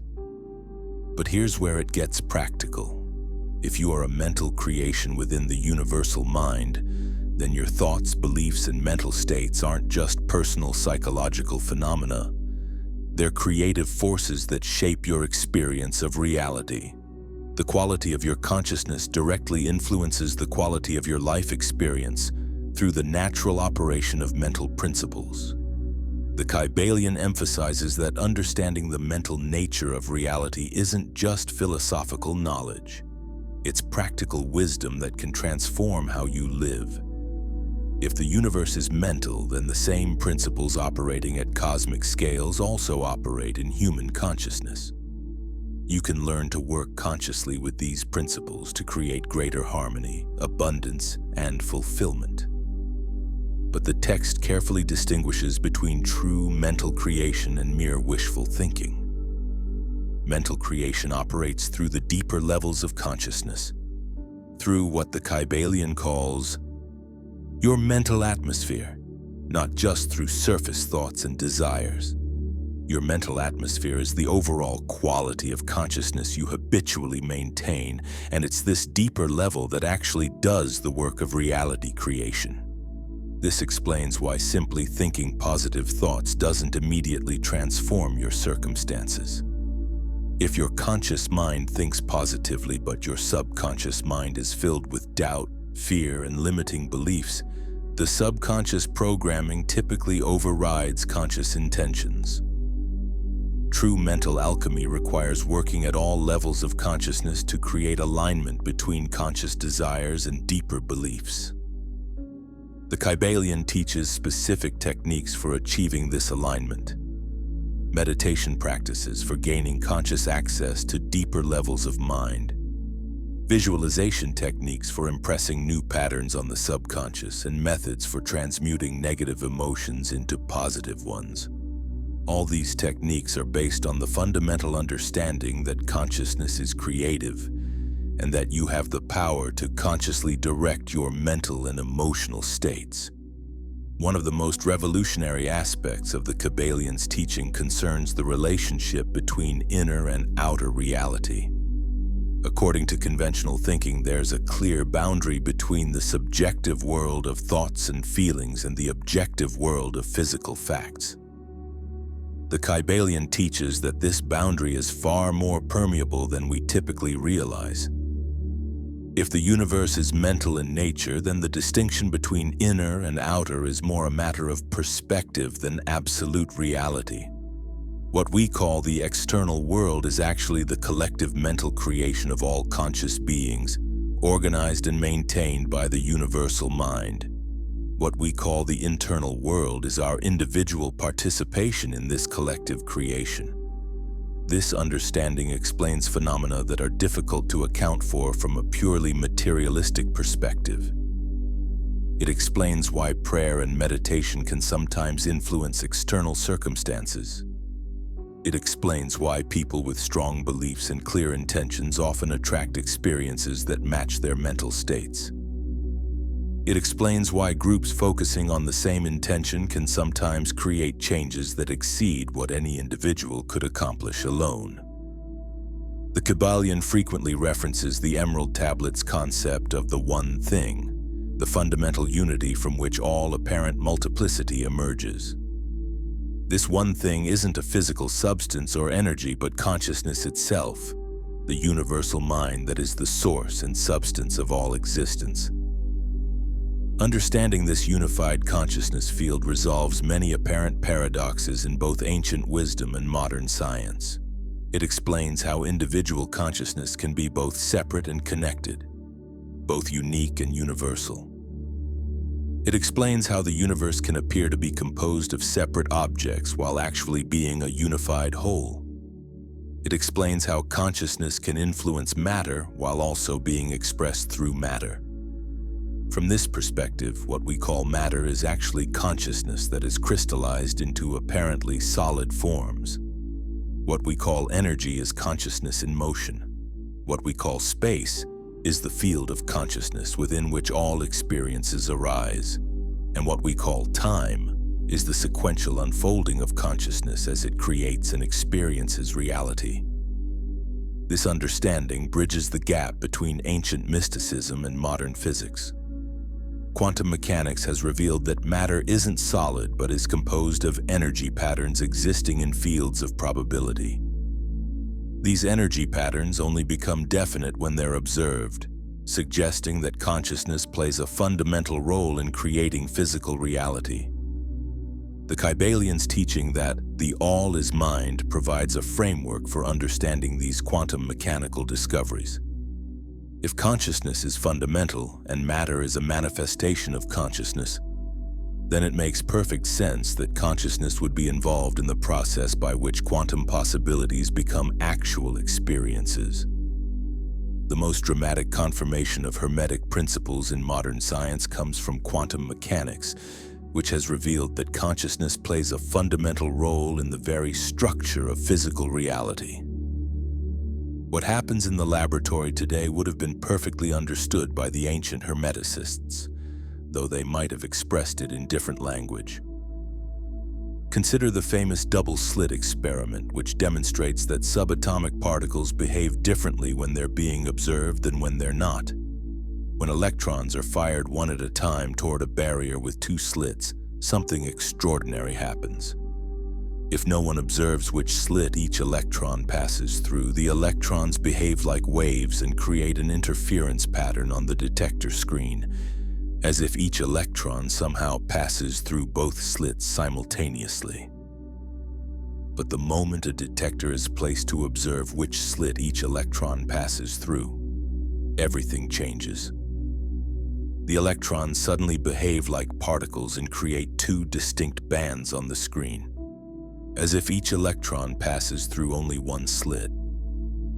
The very act of conscious observation appears to influence the behavior of matter at its most fundamental level. This isn't just a technical curiosity. It reveals something profound about the nature of reality itself. It suggests that the physical world doesn't have definite properties independent of observation. Instead, reality exists in a state of quantum superposition, multiple possibilities existing simultaneously, until consciousness collapses these possibilities into a single definite experience. This understanding aligns perfectly with the Hermetic teaching that consciousness is fundamental, and that matter is a manifestation of mind. If consciousness is indeed the primary reality, then it makes perfect sense that conscious observation would play a crucial role in determining which of many possible realities actually manifests. The implications extend far beyond the laboratory. If consciousness influences reality at the quantum level, and if quantum processes underlie all physical phenomena, then consciousness may be influencing reality at every level of existence. Your thoughts, beliefs, and mental states may not just be psychological phenomena. They may be quantum influences that help determine which version of reality you experience. Another quantum phenomenon that supports Hermetic principles is quantum entanglement. the discovery that particles that have interacted with each other remain connected in ways that transcend space and time. When two particles become entangled, measuring the properties of one particle instantly affects the properties of the other, regardless of how far apart they are. Einstein famously called this spooky action at a distance because it seemed to violate the principle that nothing can travel faster than light. But subsequent experiments have confirmed that quantum entanglement is real and that these non-local connections are a fundamental feature of reality. From a Hermetic perspective, quantum entanglement provides scientific evidence for the interconnectedness of all existence. If all particles in the universe emerged from the same quantum field during the Big Bang, then everything in the universe may be entangled with everything else at the deepest level. This would mean that the apparent separation between objects and beings is an illusion created by our limited perception. This understanding provides a scientific framework for phenomena like telepathy, remote viewing, and other forms of psychic communication. If consciousness operates through quantum fields, and if these fields are non-locally connected, then it becomes possible for information to be transmitted between minds without any physical medium. While still debated within mainstream science, there's substantial evidence for the existence of psychic phenomena. Organizations like the Princeton Engineering Anomalies Research Laboratory and the Stanford Research Institute have conducted rigorous scientific studies of telepathy, precognition, and psychokinesis for decades. The Peer Laboratory, which operated from 1979 to 2007, conducted millions of trials testing whether human consciousness could influence random number generators and other physical systems. Their results, published in peer-reviewed journals, showed small but statistically significant effects that couldn't be explained by chance or experimental error. Similarly, the U.S. government's Project Stargate, which ran from the 1970s to the 1990s, investigated the potential military applications of remote viewing, the ability to perceive distant locations through consciousness alone. While the project was eventually discontinued, declassified documents reveal that remote viewers achieved success rates that far exceeded what would be expected by chance. While these results remain inconclusive within mainstream scientific consensus, they offer intriguing possibilities that align with the Hermetic understanding that individual minds are expressions of the universal mind, and that the boundaries between minds are more permeable than we typically realize. One of the most compelling areas of evidence comes from research into psychedelic experiences, particularly those involving ayahuasca, a plant medicine used for centuries by indigenous peoples of the Amazon. Many people who work with ayahuasca report experiences of telepathic communication, shared visions, and access to collective knowledge that transcends individual consciousness. These aren't isolated anecdotes, but consistent patterns reported by people from diverse cultural backgrounds. Research studies have documented telepathic experiences in psychedelic contexts, with participants often describing receiving information about other participants' lives and histories that they couldn't have known through normal means. They report shared visions where multiple people see the same imagery or receive the same messages simultaneously. From a materialistic perspective, these experiences should be impossible. They suggest that consciousness can access information and communicate in ways that transcend the physical limitations of the brain. But from a Hermetic perspective, these experiences make perfect sense. If individual minds are expressions of the universal mind, then under certain conditions, the boundaries between individual consciousness can become permeable, allowing direct mind-to-mind communication. The rapid development of digital technology provides another fascinating parallel to Hermetic principles. The Internet, with its instantaneous global communication and vast interconnected networks, resembles the universal mind described in ancient texts. Social media platforms create collective fields of shared information and emotion that influence individual consciousness in ways that mirror morphic field effects. Artificial intelligence systems are beginning to exhibit properties that seem remarkably similar to consciousness. Pattern recognition, learning, creativity, and even what appears to be intuition. While these systems are based on mathematical algorithms rather than biological processes, their emergence suggests that consciousness-like properties may be inherent in sufficiently complex information processing systems. Virtual and augmented reality technologies are creating immersive experiences that blur the boundaries between real and simulated reality. These technologies demonstrate how consciousness can be convinced that artificial experiences are real, supporting the Hermetic teaching that all experience is fundamentally mental in nature. Research into collective intelligence has revealed that groups can sometimes solve problems more effectively than even their most intelligent individual members. This suggests that when minds work together in harmony, they can access capabilities that transcend individual limitations, a phenomenon that aligns with Hermetic teachings about the interconnectedness of consciousness. Studies of group meditation have shown that when large numbers of people meditate together with focused intention, measurable changes can occur in the surrounding environment. Crime rates may decrease, conflict may diminish, and overall social harmony may increase in areas where group meditation is practiced. These findings suggest that consciousness isn't confined to individual brains but operates as a field that can be influenced by collective intention and focus.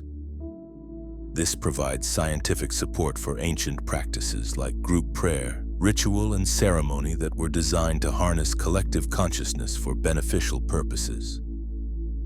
The emergence of global communication networks has created unprecedented opportunities for collective consciousness to manifest on a planetary scale. Social movements can now organize and spread with remarkable speed, and shared intentions can be coordinated across vast distances.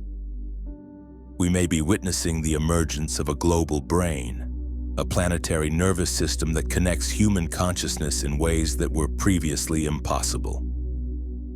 Some of the most compelling evidence for consciousness operating independently of the brain comes from research into near-death experiences, NDEs. Dr. Peter Fenwick, a British neuropsychiatrist, conducted groundbreaking research into these phenomena during the 1980s, crucially before the widespread availability of the Internet. In 1987, Fenwick was involved in making one of the first television programs about near-death experiences. After the program aired, he received approximately 2,000 letters from viewers who had experienced NDEs. From these letters, his team developed a standardized questionnaire and sent it to 500 people, receiving 412 completed responses. The timing of this research in the pre-internet era is particularly significant. There was no possibility of contamination of ideas through online forums, websites, or social media. The consistency of reports from people around the world who had no way of communicating with each other about their experiences provides strong evidence that NDEs represent genuine phenomena rather than cultural constructs. Fenwick's research revealed remarkable consistency in NDE reports across different cultural and religious backgrounds. 82% reported a sense of peace and calm, 72% experienced light, 76% saw pastoral landscapes, 66% had out-of-body experiences, and 49% went through tunnels. Most significantly, 9% of experiences occurred during cardiac arrest when patients were unconscious and should have been unaware of their surroundings. The most fascinating aspect of Fenwick's research was the discovery of culturally specific elements within these universal patterns. While the core features remained consistent, the specific imagery and symbolism varied according to cultural background. East African tribesmen reported spiritual journeys involving canoes, a culturally meaningful mode of transportation for crossing between worlds. Japanese experiencers frequently encountered rivers or found themselves on riverbanks. reflecting the cultural significance of water boundaries in Japanese spiritual traditions. This cultural specificity reveals a profound truth about consciousness and reality creation.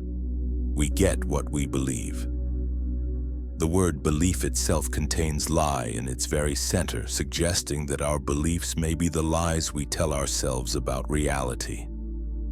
These NDEs show that consciousness doesn't create random experiences. It creates meaningful experiences that align with our deepest cultural and personal frameworks. This is not evidence against the reality of NDEs, but evidence for the sophisticated nature of consciousness itself. If these were merely hallucinations produced by dying brain cells, we would expect random, chaotic imagery. Instead, we see consciousness creating coherent, culturally meaningful experiences that maintain symbolic integrity even when supposedly disconnected from normal brain function. The lesson here is crucial. We must seek knowledge, not belief. Knowledge is direct experience and understanding, while belief is often just accepted programming.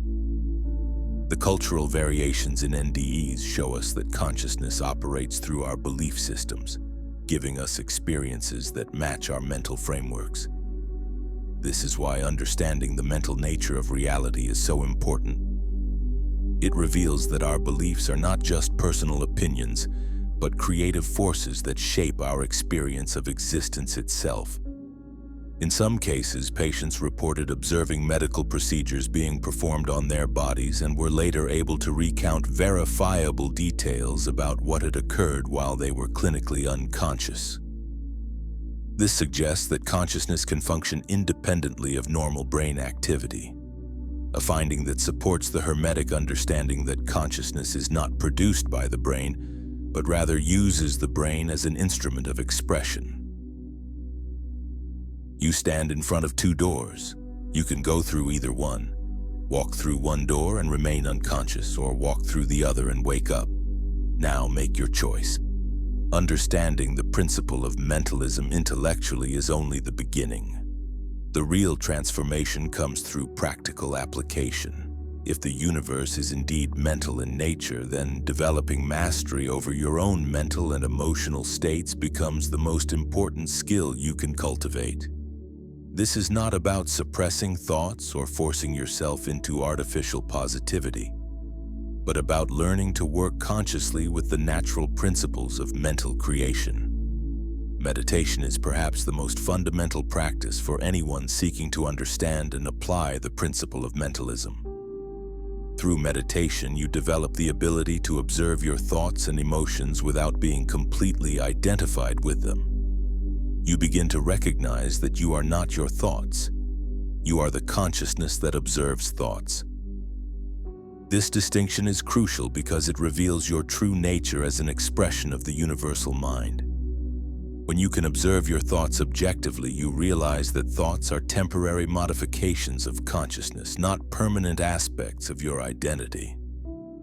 This understanding gives you the power to choose which thoughts to entertain and which to release. Regular meditation practice also develops what we might call mental muscle, the ability to maintain focused attention and emotional equilibrium regardless of external circumstances. Just as physical exercise strengthens your body, mental exercise through meditation strengthens your capacity for conscious awareness and deliberate response rather than automatic reaction. Modern neuroscience has provided remarkable validation for these ancient practices through the discovery of neuroplasticity, the brain's ability to reorganize itself by forming new neural connections throughout life. Scientific studies have shown that consistent meditation practice leads to measurable changes in brain structure, including increased gray matter density in areas related to attention, self-awareness, and emotion regulation, while decreasing activity in the amygdala associated with fear and stress responses. This research provides compelling evidence for the Hermetic understanding that consciousness is primary and can intentionally influence its physical instrument. If the brain were truly the source of consciousness, we would expect consciousness to be limited by fixed brain structures. Instead, we find that consciousness can literally remodel the brain, strengthening neural pathways that support expanded awareness and weakening those that maintain limiting patterns. This neuroplasticity demonstrates that the brain functions more like a radio receiver that can be fine-tuned and upgraded rather than a computer that produces consciousness. Through meditation and other consciousness practices, you are not just changing your mental habits. You are physically restructuring your brain to become a more effective instrument for accessing and expressing the universal mind. The breath serves as a bridge between conscious and unconscious mental processes. Unlike most bodily functions, breathing operates automatically but can also be consciously controlled. This makes breathwork a powerful tool for accessing and influencing the deeper levels of mind that actually do the work of reality creation. Specific breathing techniques can be used to calm the nervous system, access altered states of consciousness, and create coherence between the heart and brain. When your breathing is slow, deep, and rhythmic, it signals to your entire system that you are safe and centered. This creates the optimal state for mental creation because it aligns your conscious intentions with your subconscious programming. Advanced breathwork practices can even induce experiences similar to those produced by psychedelic substances, allowing you to access expanded states of consciousness without external aids. These experiences can provide direct insight into the mental nature of reality and your connection to the universal mind. Visualization is the practice of creating detailed mental images of desired outcomes and experiences. This is not mere daydreaming or wishful thinking. It's a sophisticated technique for programming your subconscious mind with new patterns and possibilities.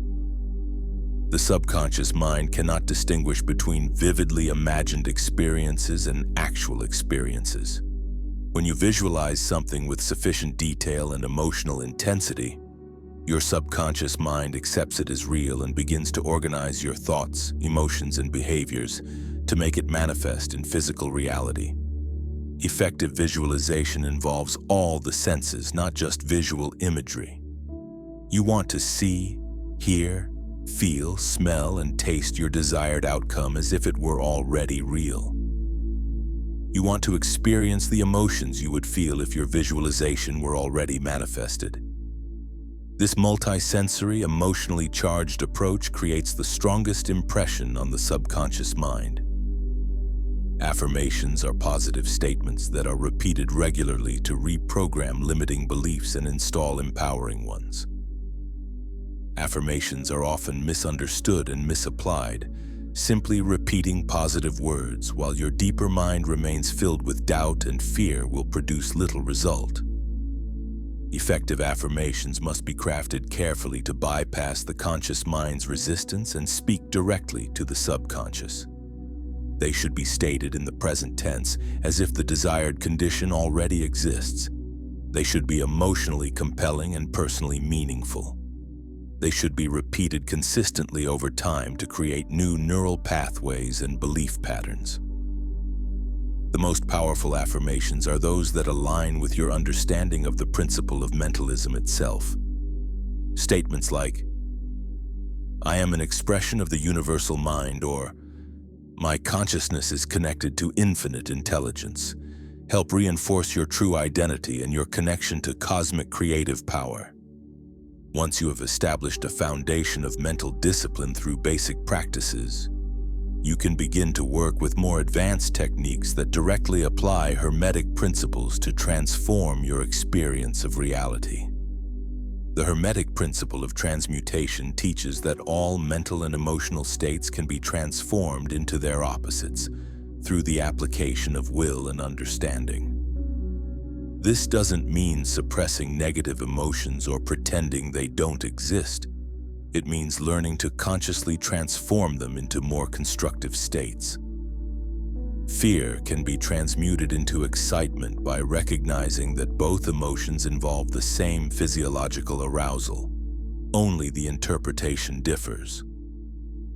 Anger can be transmuted into determination by channeling its energy toward constructive action. Sadness can be transmuted into compassion by recognizing the universal nature of suffering and the opportunity it provides for deeper understanding. This process of emotional transmutation is not about denying your authentic feelings, but about recognizing that you have the power to choose how you respond to any emotional state. You are not a victim of your emotions. You are the conscious director of your emotional experience. Ancient traditions understood that consciousness expresses itself through various forms of subtle energy that circulate through the body and extend into the surrounding environment. These energy systems, known by various names such as chi, prana, or life force, can be consciously directed and balanced to optimize both physical health and mental clarity. Practices such as Tai Chi, Qigong, and yoga work with these energy systems to create harmony between mind and body. When your energy is balanced and flowing freely, your consciousness operates more effectively, and your ability to manifest desired outcomes is enhanced. You can also work directly with these energies through visualization and intention. Imagine light or energy flowing through your body, clearing blockages and creating vitality. Visualize your energy field expanding beyond your physical body, connecting you with the larger field of consciousness that surrounds and interpenetrates all existence. The placebo effect demonstrates that belief alone can trigger profound healing responses in the body. This reveals that the boundary between mind and body is far more fluid than conventional medicine acknowledges. By understanding and applying this principle consciously, you can support your body's natural healing processes and maintain optimal health. Healing intention involves directing focused consciousness toward specific areas of the body that need support. This can be done through visualization, energy work, or simply holding the intention for perfect health and vitality. The key is to approach this work with genuine belief and emotional conviction rather than mere intellectual hope. You can also extend healing intention beyond your own body to support the health and well-being of others. Distance healing, prayer, and other forms of remote intention have been shown to have measurable effects in controlled scientific studies. This makes sense from a Hermetic perspective because all minds are connected within the universal mind. The ultimate goal of mental alchemy is not just to improve specific areas of your life, but to achieve integration and harmony across all levels of your being: physical, emotional, mental, and spiritual. This means aligning your conscious desires with your subconscious beliefs, your personal goals with your higher purpose, and your individual will with the greater good of all. This integration process requires ongoing attention and refinement. It's not something you achieve once and then maintain automatically. It's a dynamic process of continuous growth and adjustment. As you evolve and your understanding deepens, new levels of integration become possible. The sign of true integration is effortless manifestation, the ability to create desired outcomes without struggle or force. When all levels of your being are aligned and working together, manifestation becomes as natural as breathing. You don't have to force reality to conform to your will. You simply align your will with the natural flow of cosmic intelligence. As we reach the end of our exploration of the principle of mentalism, it's important to recognize that this is not just intellectual knowledge to be filed away in your mind. It's a living understanding that can transform every aspect of your existence. The recognition that the all is mind, the universe is mental, is not a belief to be adopted, but a reality to be experienced and embodied. The journey of integrating this understanding into your daily life is unique for each individual, but there are certain universal principles that can guide your path. First, remember that transformation happens gradually through consistent practice, rather than through dramatic, sudden changes. The mental patterns and belief systems that currently shape your reality were formed over many years.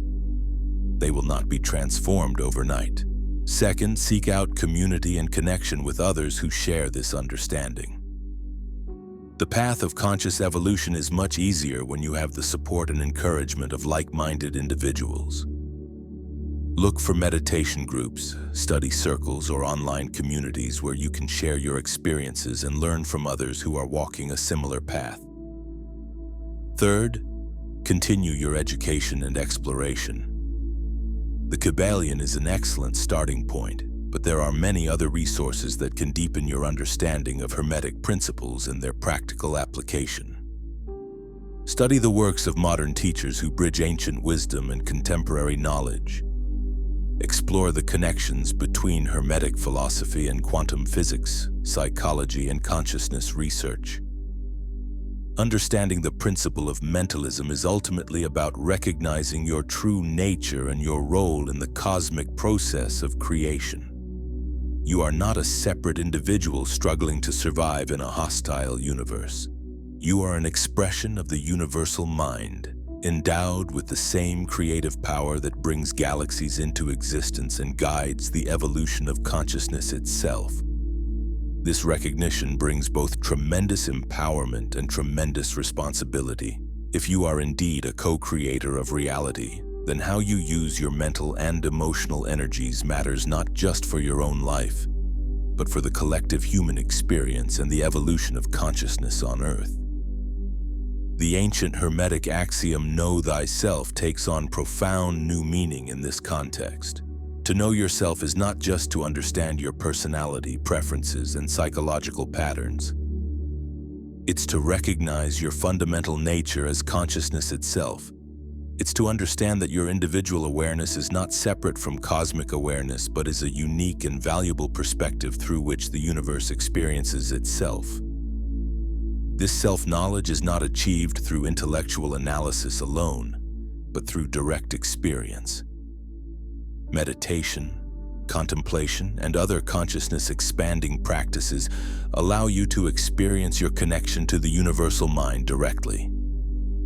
These experiences transform your understanding from mere belief to living knowledge. As you deepen in this understanding, you naturally begin to align your personal will with cosmic will. You stop trying to force reality to conform to your limited desires and instead learn to recognize and cooperate with the larger patterns of evolution and growth. This doesn't mean becoming passive or giving up your individual goals. It means ensuring that your goals serve not only your own growth and happiness, but also the greater good of all. One of the most beautiful aspects of the principle of mentalism is that it reveals the fractal nature of consciousness. Just as a fractal pattern contains infinite complexity with the same patterns repeating at every scale, consciousness expresses itself at every level of existence while maintaining its essential nature. You are a fractal expression of the universal mind, containing within your individual consciousness all the same creative principles that operate at cosmic scales. The same intelligence that organizes galaxies also organizes your thoughts.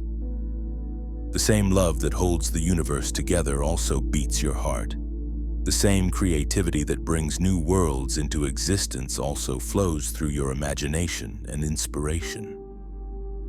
This understanding dissolves the artificial separation between the sacred and the mundane, between the spiritual and the practical. Every moment of your life becomes an opportunity to participate consciously in the cosmic process of creation. Every thought, every emotion, every action becomes a way of expressing and exploring the infinite creativity of consciousness itself. The exploration of consciousness and its creative power is not a journey with a final destination. It's an endless adventure of discovery and growth. No matter how much you understand about the mental nature of reality, there are always deeper levels to explore and new applications to discover. This is as it should be. If consciousness is truly infinite, then the exploration of consciousness must also be infinite. Each insight opens new questions, each experience reveals new possibilities. Each level of understanding makes new levels accessible.